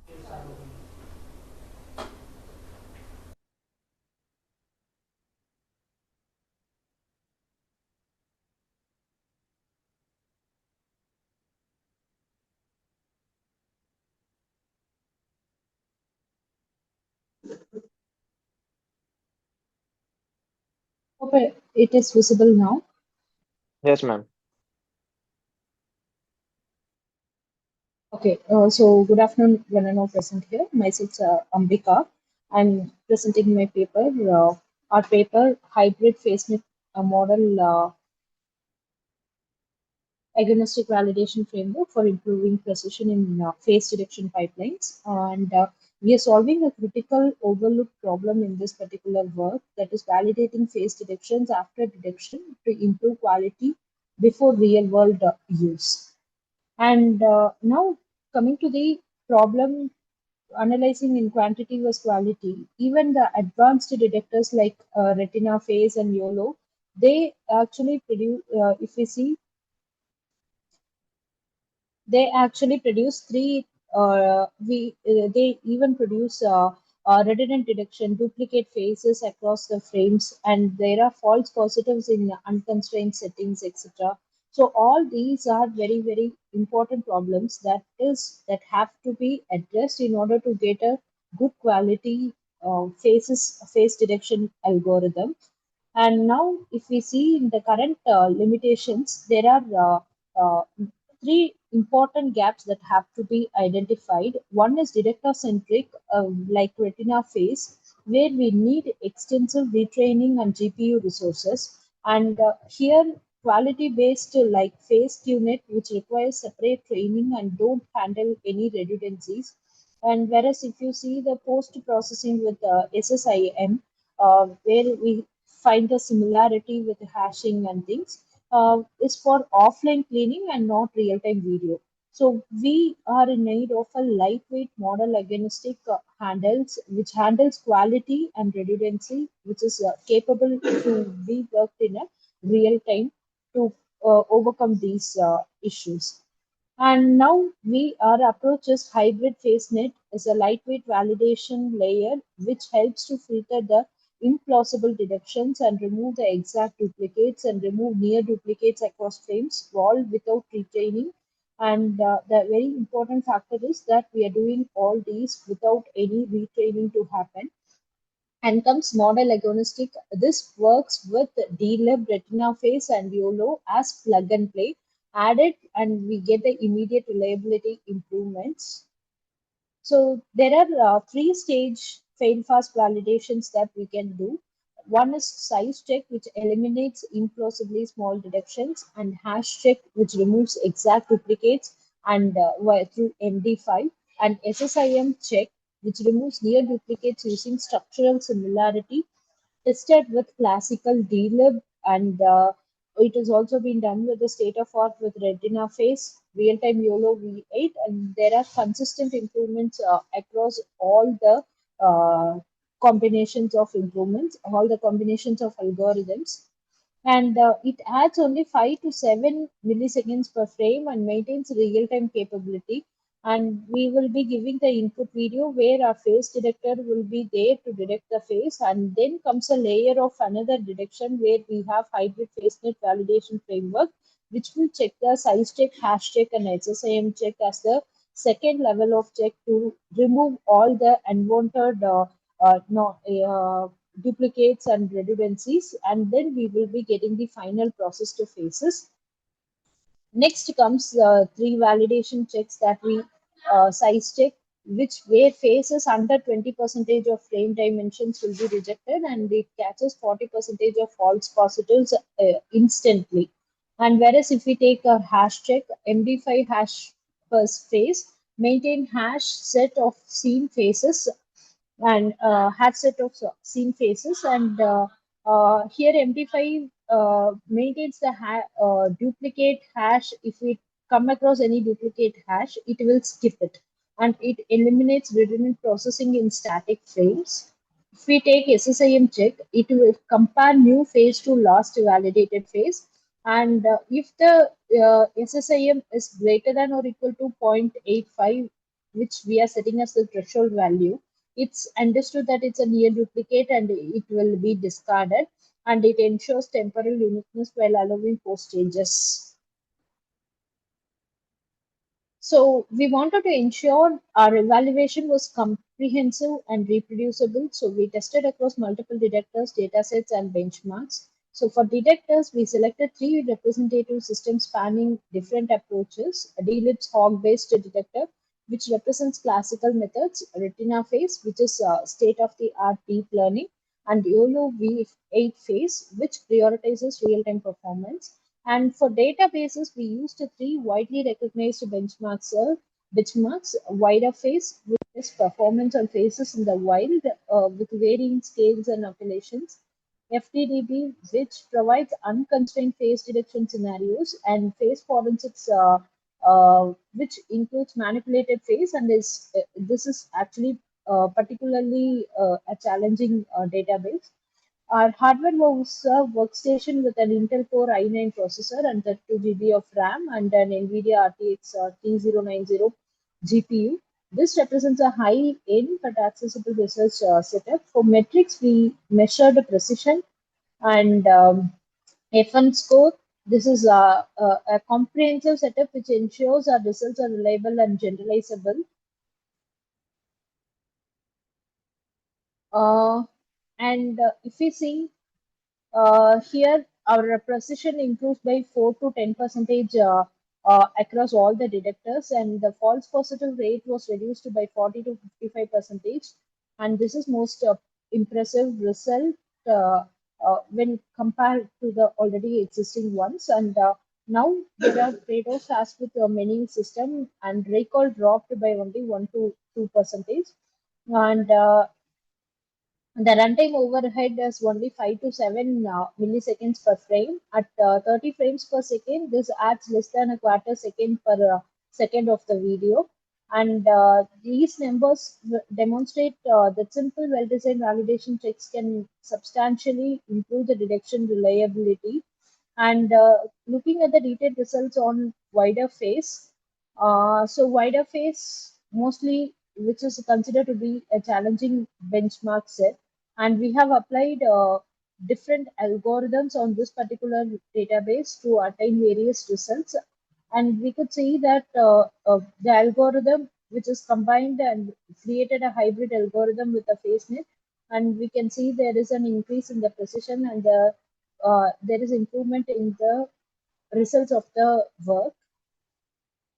And next is the ablation study, which systematically removes components to understand their individual contributions.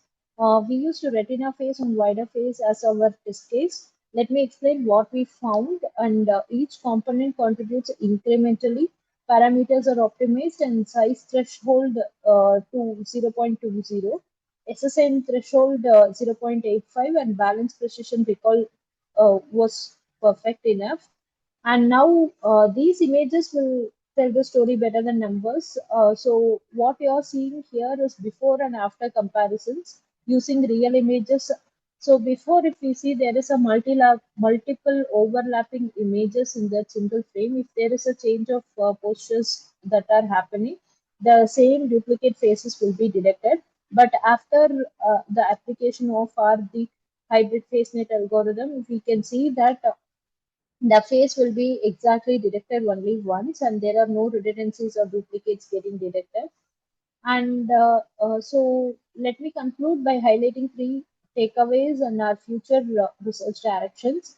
So the model agnostic works with any detector, and there is no retraining required. The resource efficient is 5 to 7 millisecond overhead and deployable anyway. And it has some high impact with the 10 percentage precision gains and 55 percentage false positive detection. And in the future, so we are going to involve with perceptual hashing for robustness and deep similarity metrics for lighting the or post variations. So hybrid FaceNet proves simple post processing significantly and enhances detection without any retraining complexity. And it finds to be a practical and a deployable solution. And thank you all so much. And I'm open for any questions now. Sorry, maybe I wanted to keep it short, so I just went off quickly with my presentation. Very good presentation, madam. Excellent. Thank you, sir. Yeah. So you considered three checks. One is a side check, hash check, and SSIM check. Yes, sir. So can you open that slide, madam? Yes, sir. Just a minute, sir.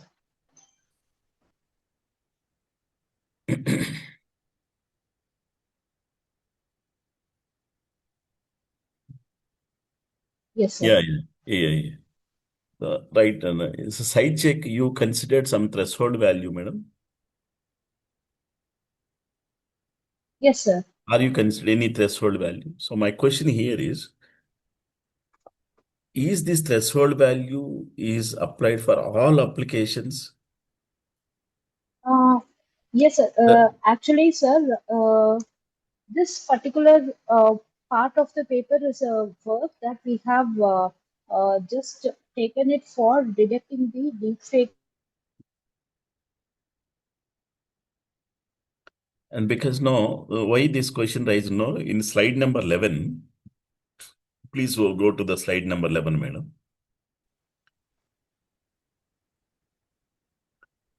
Hello? Sir, can you hear me, sir? Yeah, is here. Audible, Ah, madam. yes, So sir. can you open the slide number 11, madam? One Because second, sir. Yes. this regarding the size check, open the slide number 11. So you can consider left side bar. Yeah. See, Yes, sir. when you look at this one now and then, so in the now, you objected two faces. Yes, So sir. the distance between the object and the camera is varying. Yes, sir. If the distance is varying, the face size is also varying. Yes, sir. In that, so this is the qualitative result. So in that case, how we can consider the threshold value is common for all kinds of applications. That is my interest, because after seeing these qualitative results, I came to know this. This question raised. Yes, sir.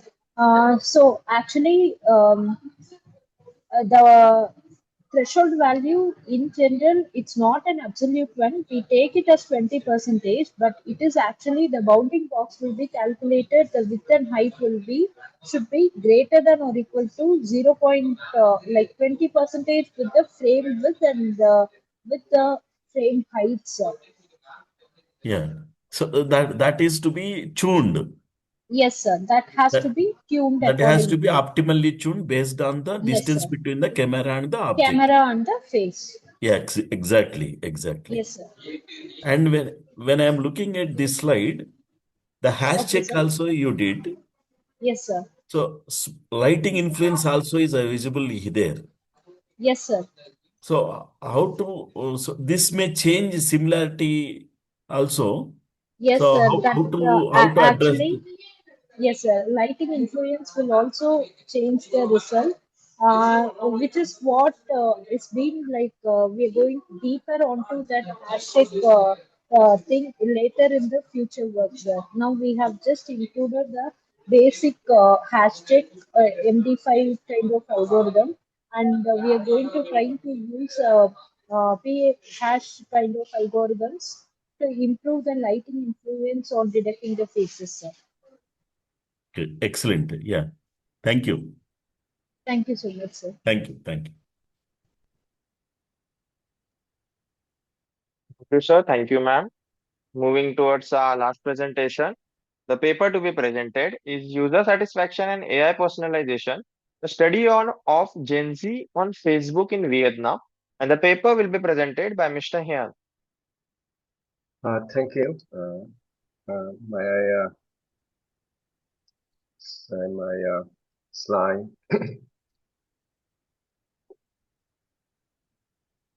Yep. Good afternoon, everyone. My name is Hin, and today I will present the finding of our study user satisfaction and AI personalizations, a study on Gen Z on Facebook in Vietnam. And in this study, we examine how AI-driven personalization shape user experience and perceive control in social media environment. And we know that the digital transformation had fundamentally reshaped social interactions, consumer behavior, and communication practice, especially with social media platform uh, exists.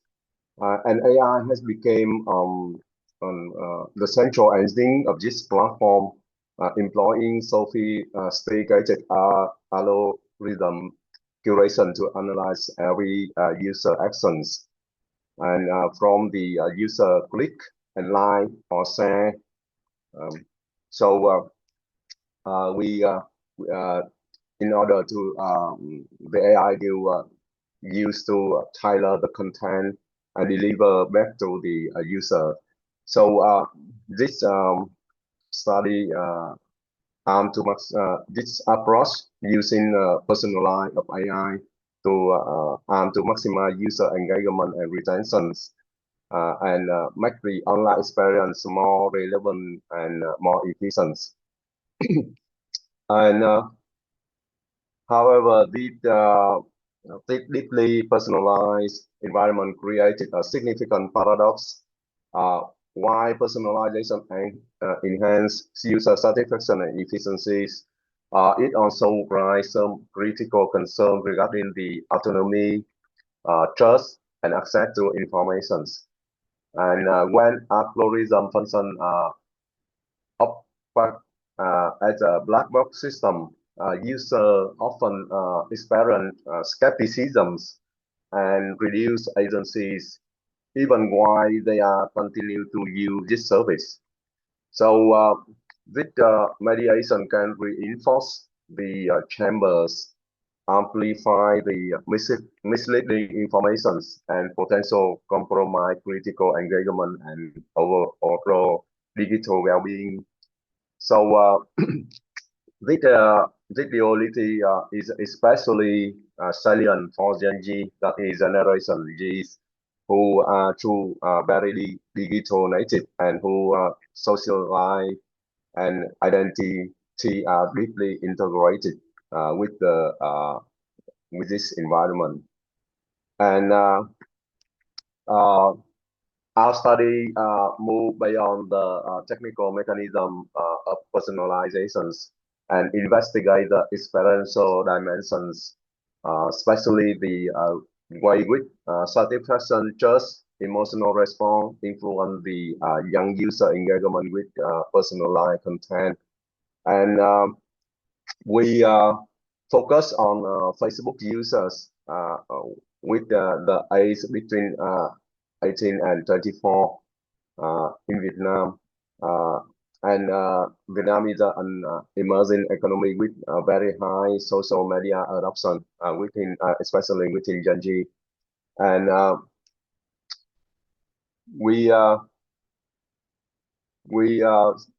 study grounded on stimulus organism response, the SOR framework.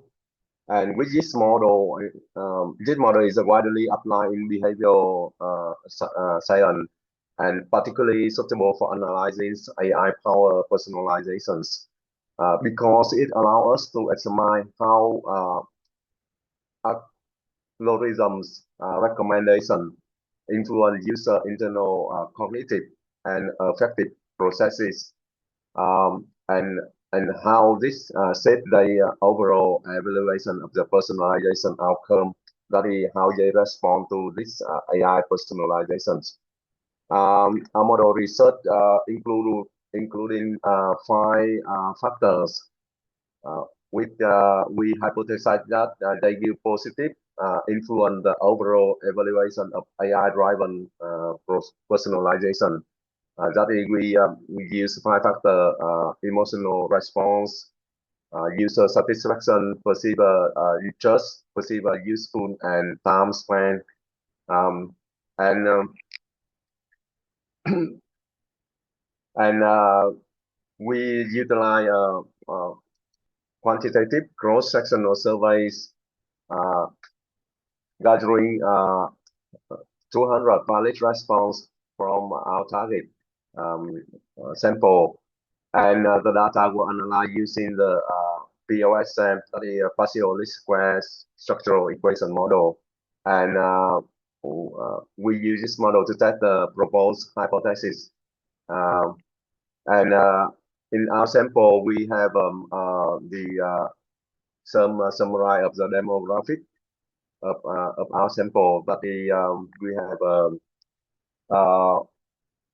nearly 60% of female, and we have about 86% between the range of age, and for the platform that this response use, mostly they use for viewing friend posts, for online shopping, for message, and like in some platform like TikTok or Facebook, you know.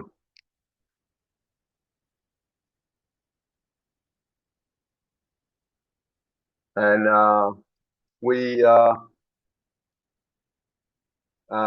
why we hypothesize that the trust, useful, and emotional response would positive influence the user view on AI personalizations. So, however, the data show us a different story. Why we the coefficient of determinations reveal that our factor only explain for about 14% of the variance in overall evaluation of the AI content personalizations, and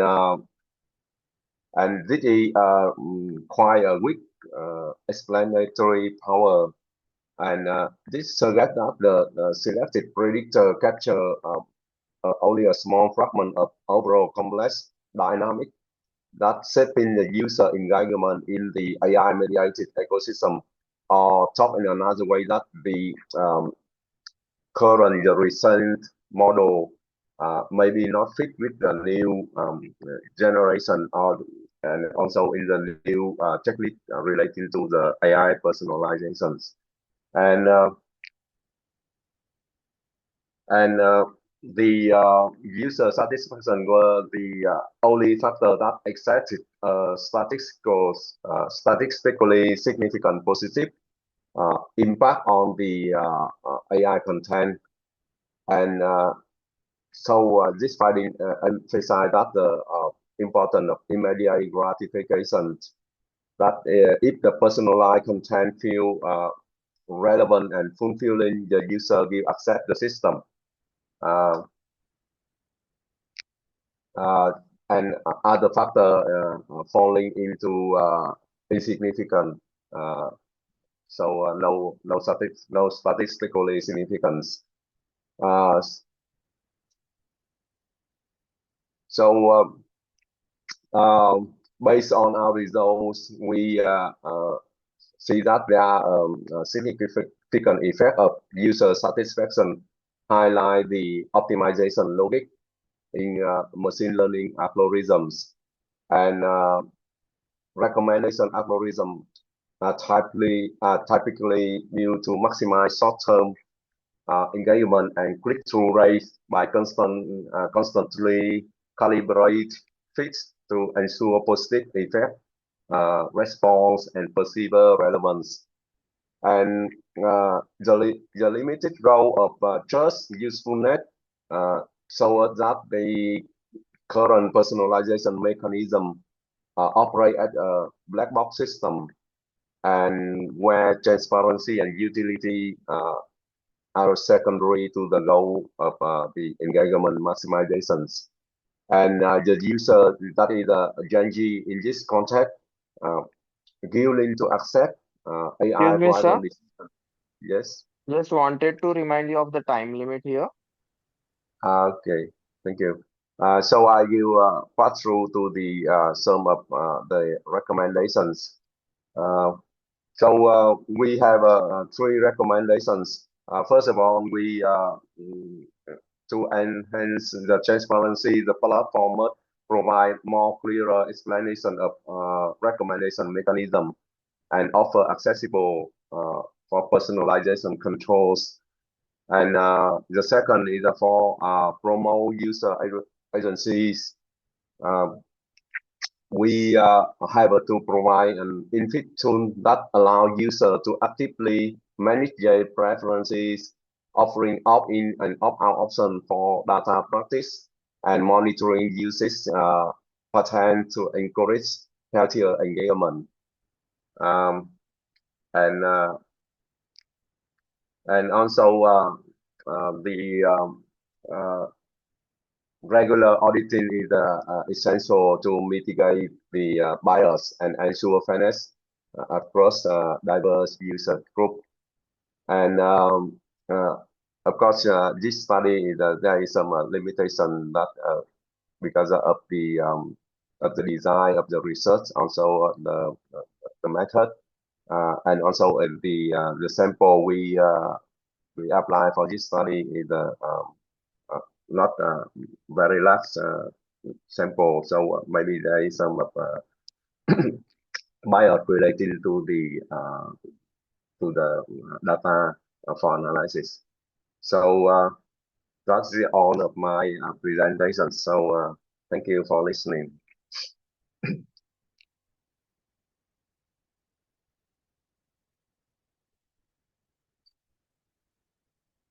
Sagar, do we have any questions here? Thank you, sir. Very good presentation. Thank you. Thank Thank you. you. Thank you.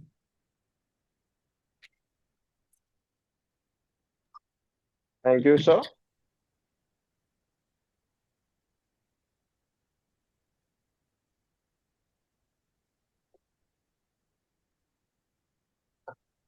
Moving towards our next presentation, the next paper to be presented is the paper title, A Machine Learning Based Classification of Audio Mathematical Expression Using Audio Augmentation.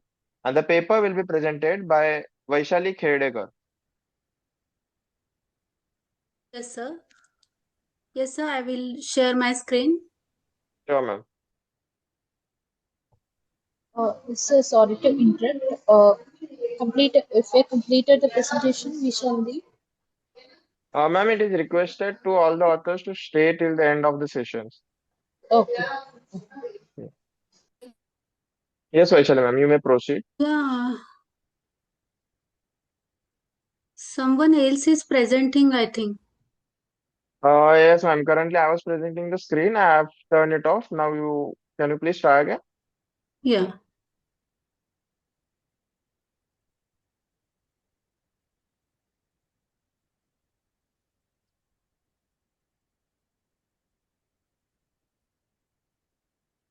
Yeah, is it visible? Ma'am, the screen is visible. You may proceed. Okay. I will do it on presentation mode. Sure, ma'am. Yeah, now is it visible? Yes, ma'am, it's visible. Okay, thank you, thank you. Yeah, good afternoon, one and all. Myself, Dr. Vaishali Kherdekar, and I am going to present a paper, a machine learning based classification of audio mathematical expression using audio augmentation. And my paper ID is 141. Along with my guide, Dr. Sachin Naik, sir. Yes, this is the agenda of my presentation.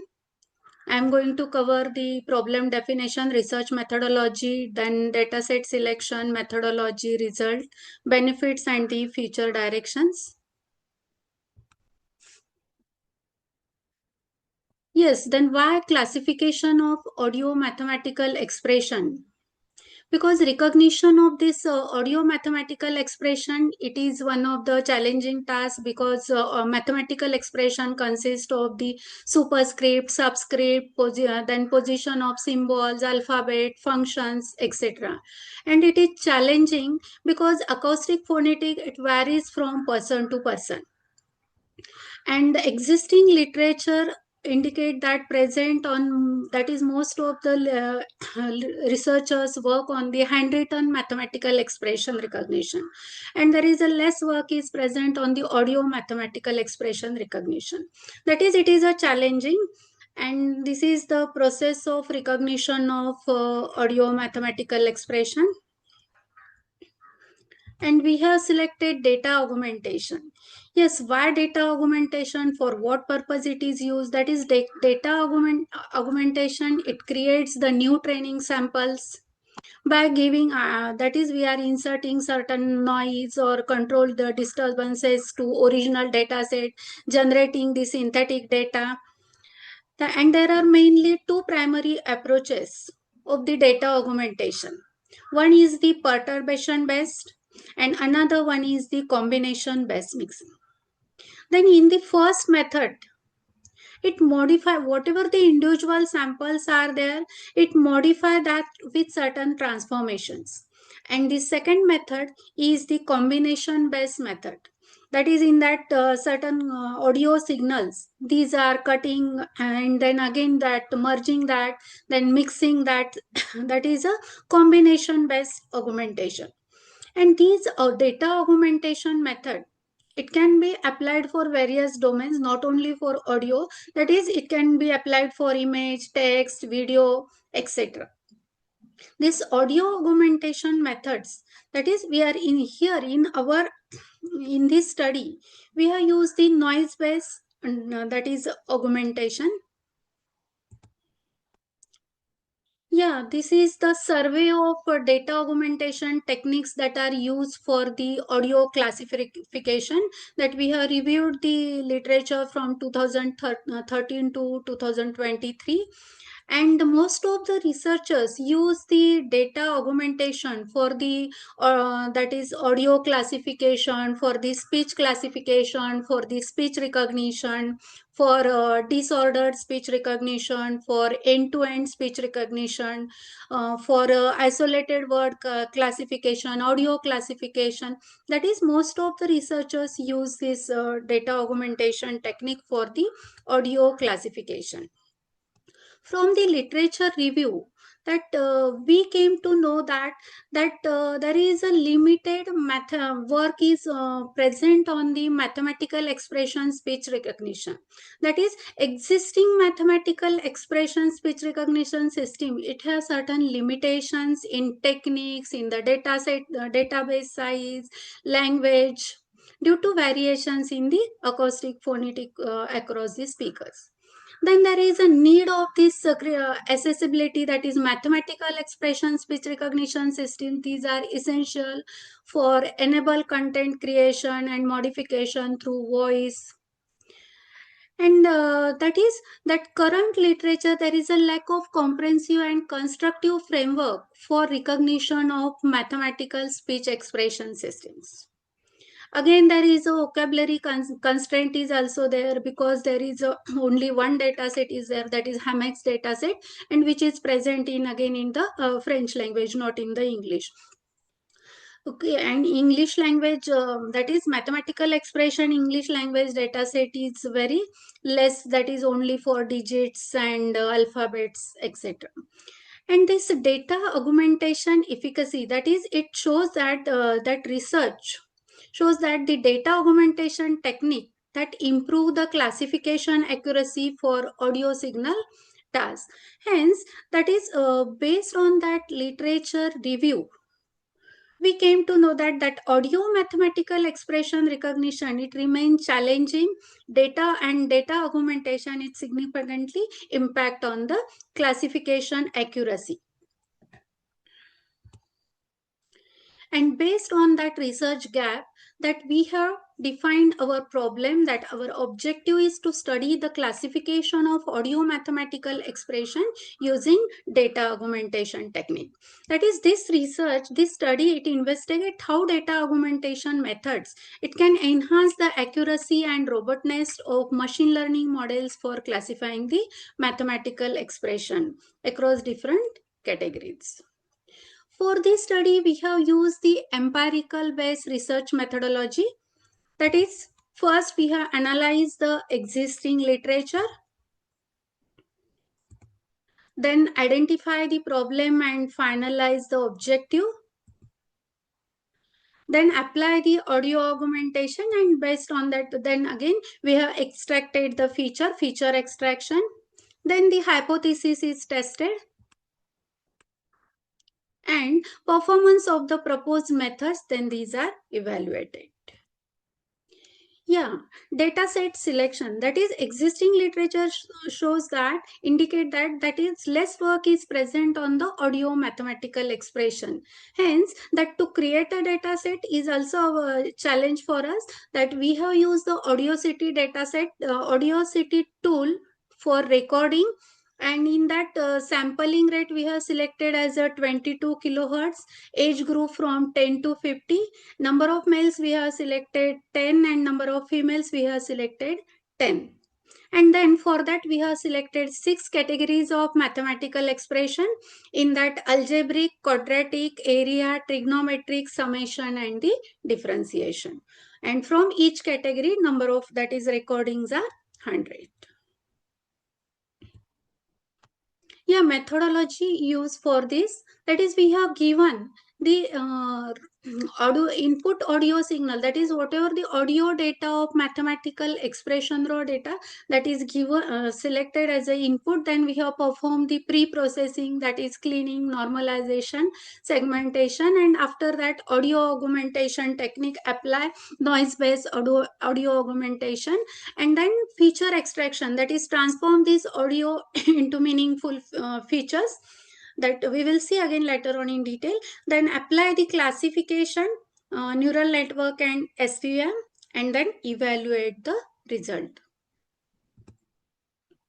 Pre-processing, that is what is Excuse me, ma'am. pre-processing?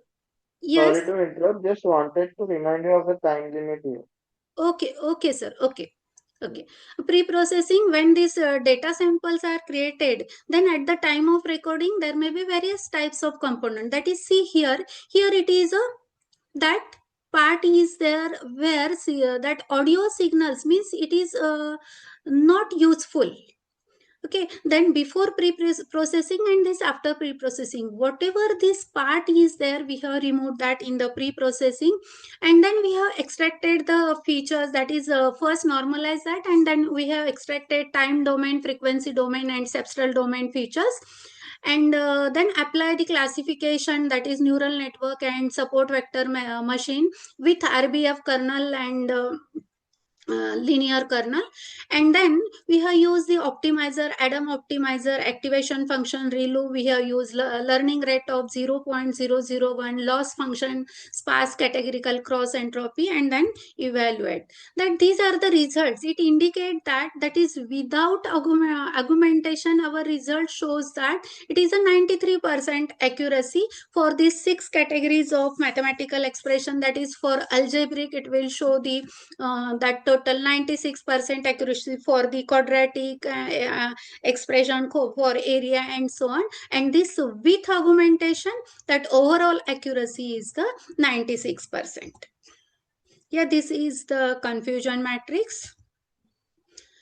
Yeah, that is neural network without data augmentation, it is 93%. With data augmentation, that model gives the accuracy of 96%.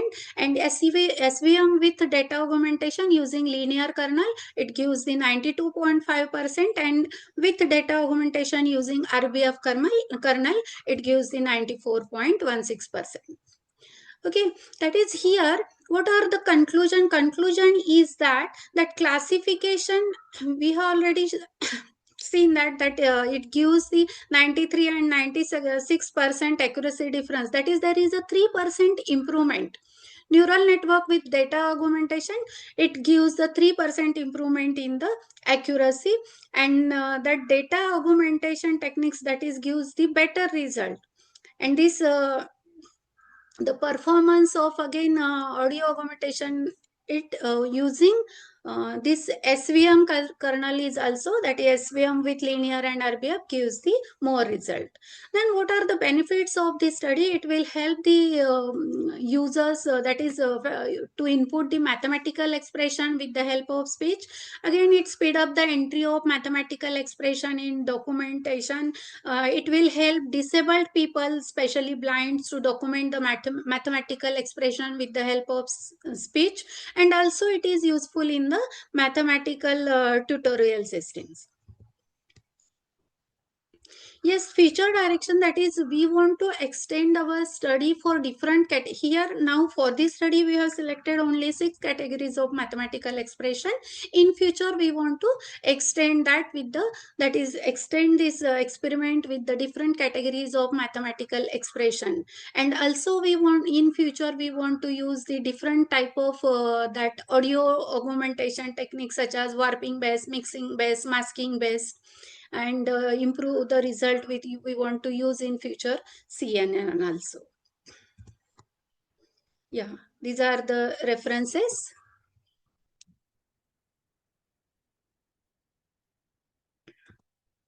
Thank you.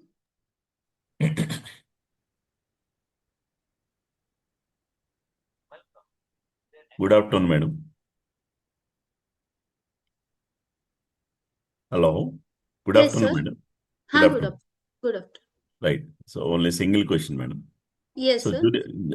during this data augmentation process, you are Yeah. using audio and video processing, audio processing, I think. Yeah, audio process. Yeah. So what is the type of noise and level of noise you encountered when you are doing this pre-processing stage? And how this noise is influencing on the data augmentation? That is whenever we are inserting this noise, it gives a better result than the normal one. So you And have presented pre-processing, before pre-processing and after pre-processing, you have displayed one slide. yeah. Yeah. So this pre-processing will eliminate that the noise, whatever may be the noise, it is a Johnson noise or salted pepper noise, whatever may be the noise it will be, acoustic noise, whatever. That noise, what type of noise you considered to improve the augmentation process? Uh, white best noise. Okay. Thank you.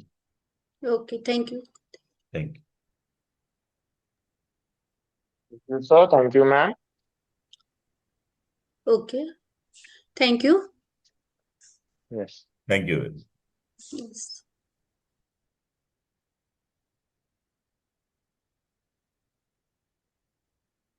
So, with this, I sincerely thank our authors for their excellent presentations and contribution in this session, and all our participants for being a part of this international conference. I hope this session was informative enough, and we, on behalf of the whole team, thank you for the support during this version of the conference. We will be happy to have you in the next version in 2026. All the presenters would be getting their digital certificates through email within 2 working days. The publication will be live within 7 to 8 months. Kindly cooperate with the team of MCT4SD 2025. Sir, I want to Yes, ma'am. ask, my time is 4:30 actually, but I have joined here and given the, then is there any problem?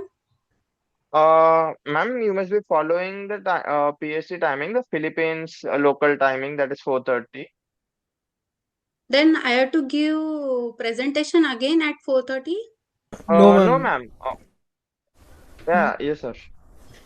No, ma'am. The 4:30 timing you are referring, that was Philippines timing. So based on the Indian Standard Time, this is the correct timing you are in, and you have presented. So no need to present it again. Okay, okay. Thank you, thank you. Thank you. Yes.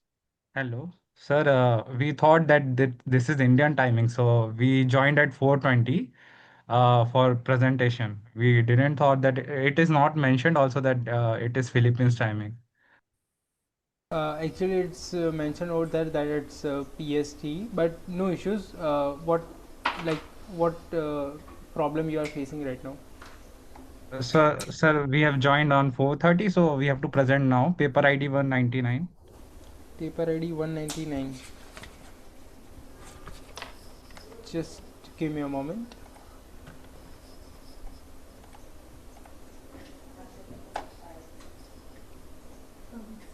Paper ID 199 is scheduled for technical session 4B. And just a moment.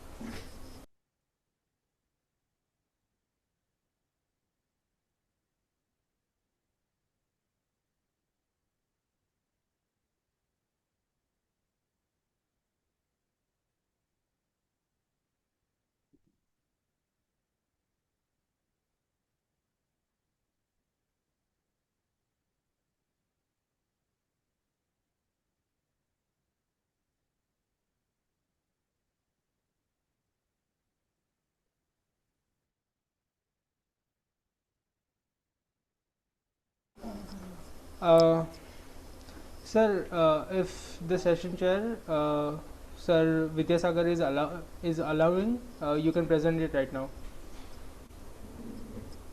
Yeah, no problem, sir. Vidyasagar? Yeah, please continue, sir. No problem. Yes, you can Yeah. present your paper. Okay, thank you, sir. I'll just You may please share your screen and start presenting your paper.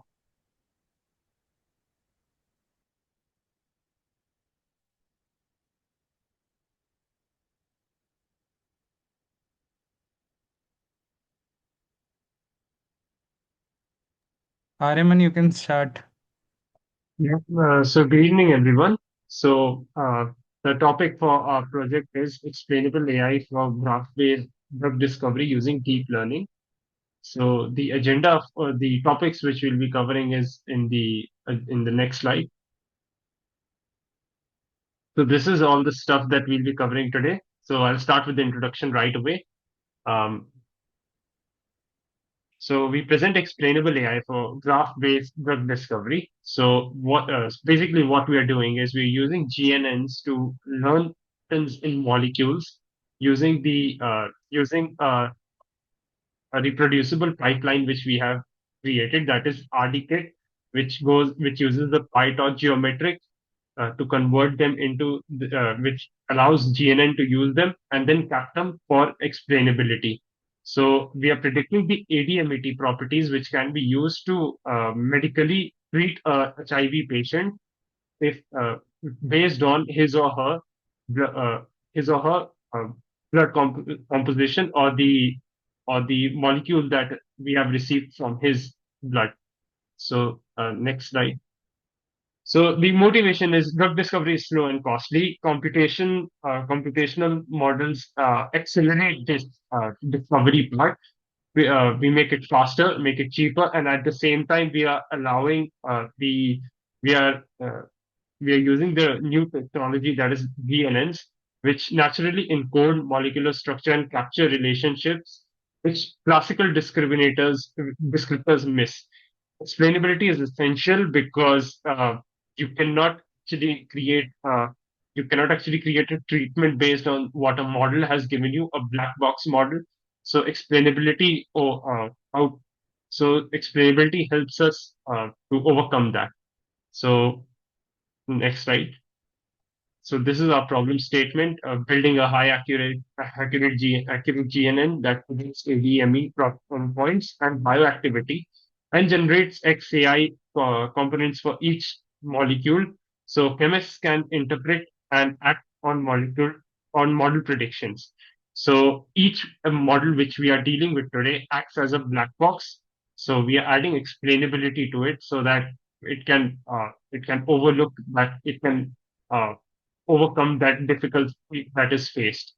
So, and additionally, public molecular data sets are extremely noisy. So we also had to deal with that. And so now I'll move on to the objectives. The primary objective of this project is to design and implement a system that quickly predicts the properties, explains predictions, provides actionable insights, that is, visualizes the chemical structure that we have received, and it can highlight the important points in it and ensure robustness and scalability. Basically, creating a low latency, reproducible pipeline suitable, as I mentioned earlier. So, on to the next slide. So, that's what the objectives are, and this is the high level system design, which is we take in the smile string, we use RDKit to convert smiles to molecular graph. Then we use GNN encoders to process graph using GCN or GAT layers, that is the graph attention network for message passing, and multitask prediction heads. So it helps us to predict various ADMET properties and explainability module, that's custom. We use that module which is developed by Meta, and classical regressors such as XGBoost. So it takes the pooled embeddings from GNN and robust predictions for continuous ADMET values. And then the final output is ADMET table plus explanation heat map plus suggested modifications. So now Ayush Sahu will present from it. Thank you. Okay, thanks, Ariman. So I am presenting from here. So first of all, I want to show you the data set what we have taken. So this is not a synthetic data set.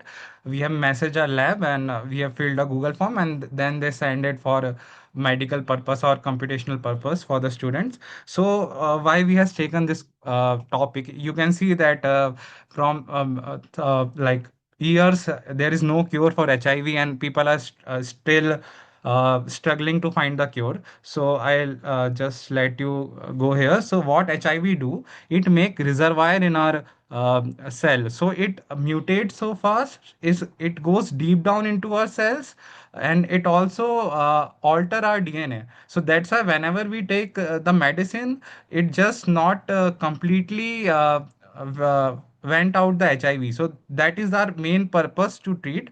So what we came up with are the ADMET properties: absorption, metabolism, excretion, how the drug is distributed. So these are the important properties attribute what we have considered. You can see that this is the data set size is around 1,45,000. These are the smiles. These are the activity that it is. The molecule is HIV active or not, it is treating the thing or not, not completely treating, it is acting on the on the bacteria. So the data is highly not balanced, like around 50,000 there are 4 to 5 molecules. So if we want to, when we are calculating the accuracy, it's coming zero and all the things are coming zero because the class are highly positively balanced or negatively balanced. So we have adjusted the class to predict it.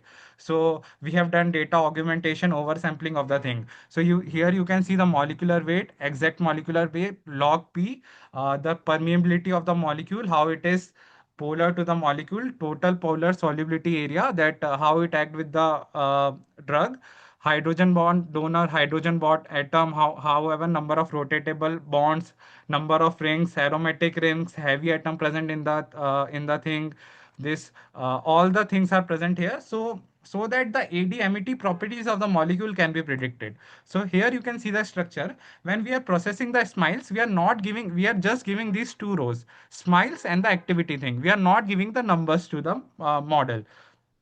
So what graph attention network is doing, it encoding, or it encoding the molecule. So it not encoding the number.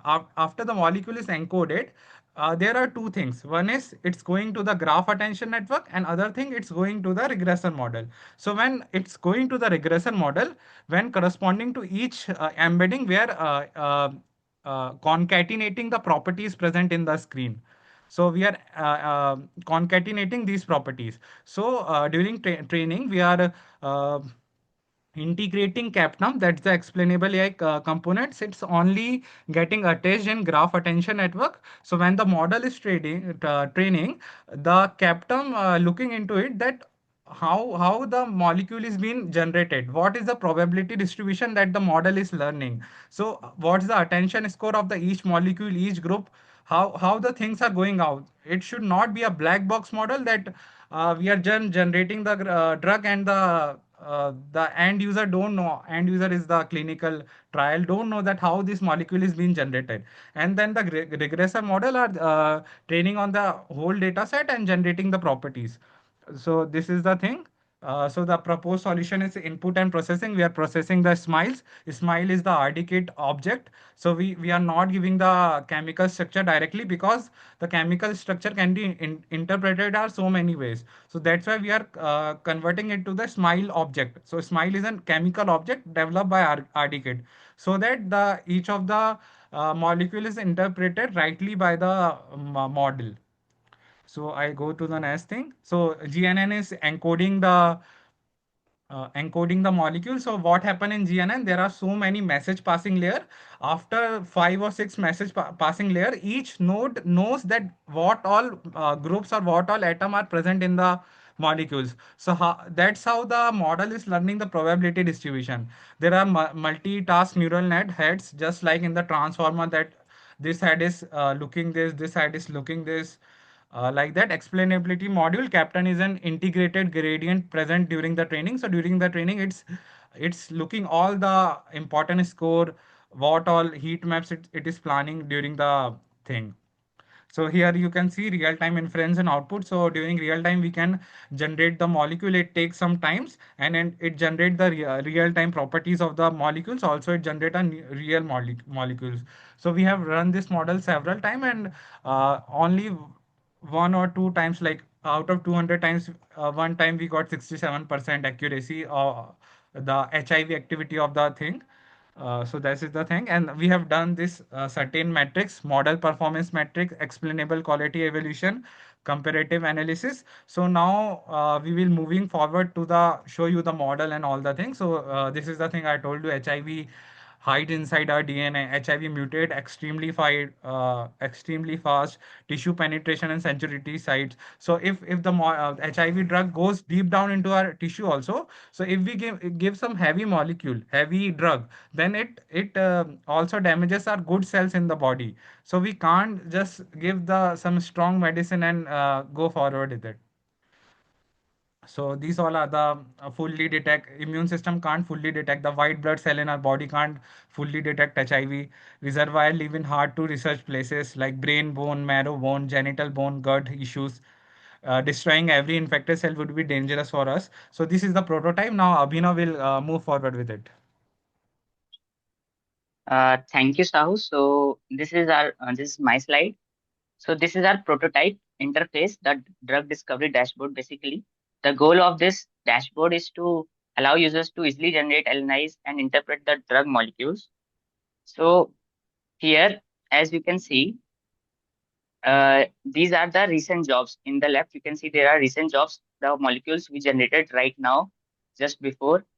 And above, you can see we can sample. There are two options. One is when we can sample from the dataset, or we can generate a new drug.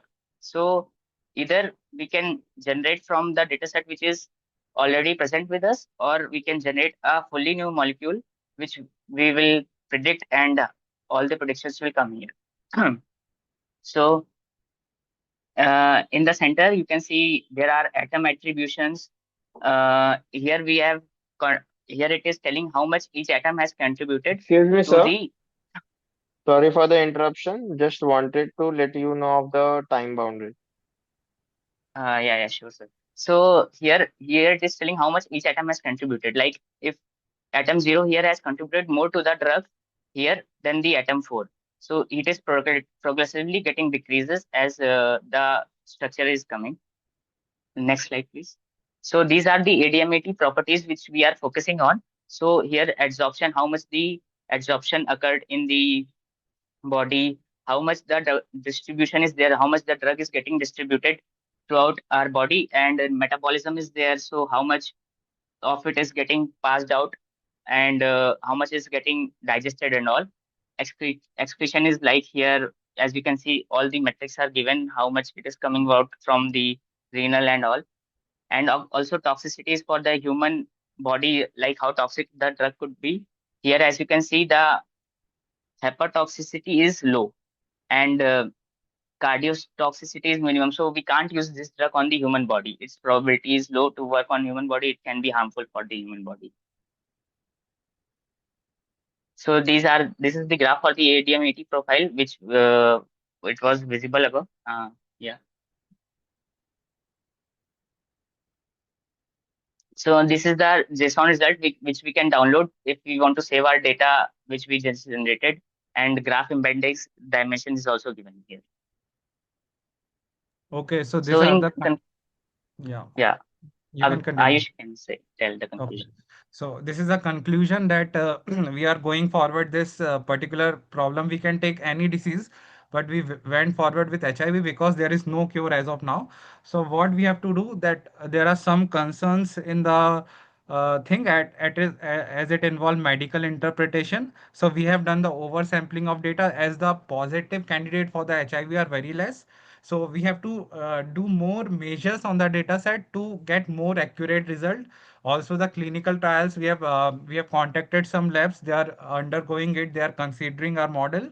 So yes, we can take more resources and have more researcher with us. Even in our college, our department of chemistry has come with us to do a certain things in this pipelining. So yeah, these are the references. Like, please, if you have any questions and suggestions for us, please let us know.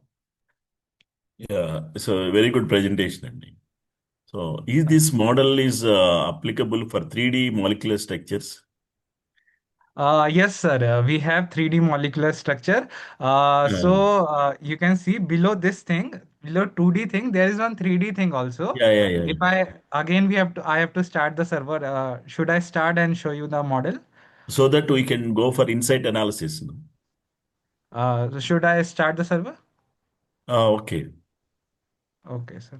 Give me 2 minutes because we have just present. I didn't thought that we have to start also. Please. So in your presentation, it is better to include that to 3D structure also. That Yes, means sir. so we can go for more insight analysis you can do and data analytics you can do and Yes, sir. In forecast 3D. Yeah. and Yes. better to concentrate if possible. Better to focus on data prediction. So this is called preventing is better than prediction. Yes, So, sir.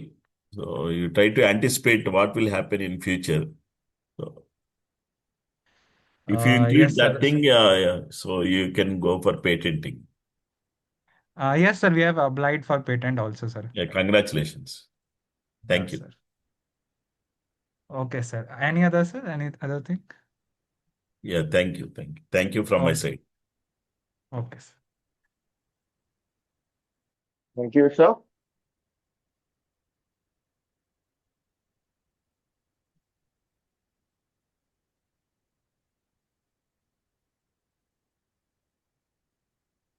Sir, shall we So close the once, session, sir, or conclude yes, the sir, session, yes, sir? yes, sir. Yes. So once again, I sincerely thank our authors for the excellent presentations and contribution in this session, and all our participants for being a part of this international conference. Now, I hope this session was informative enough, and we, on behalf of the whole team, thank you for the support during this version of the conference. We will be happy to have you in the next version in 2026. All the presenters would be getting their digital certificates through email within 2 working days. Publication will be live within 7 to 8 months, so kindly requesting you to cooperate with the team of MCT4SD 2025.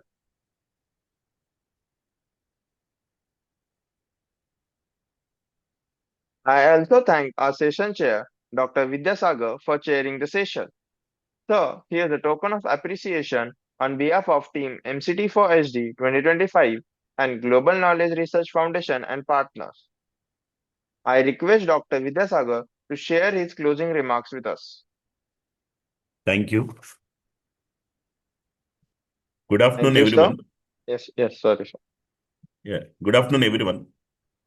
In fact, it's my pleasure to conclude this session of MCT 4SD conference here in Manila. I congratulate and thank our presentees for sharing their insight confidently. Together, let us use this consortium to a more sustainable future. Thank you all. Thank you. Thank you, sir. Thank you for your valuable presence.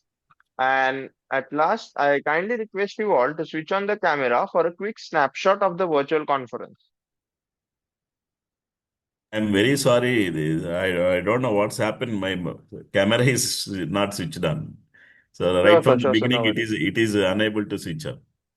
Don't Sure, mistake. sir, no worries. Yeah. Yes, Thank you. sir.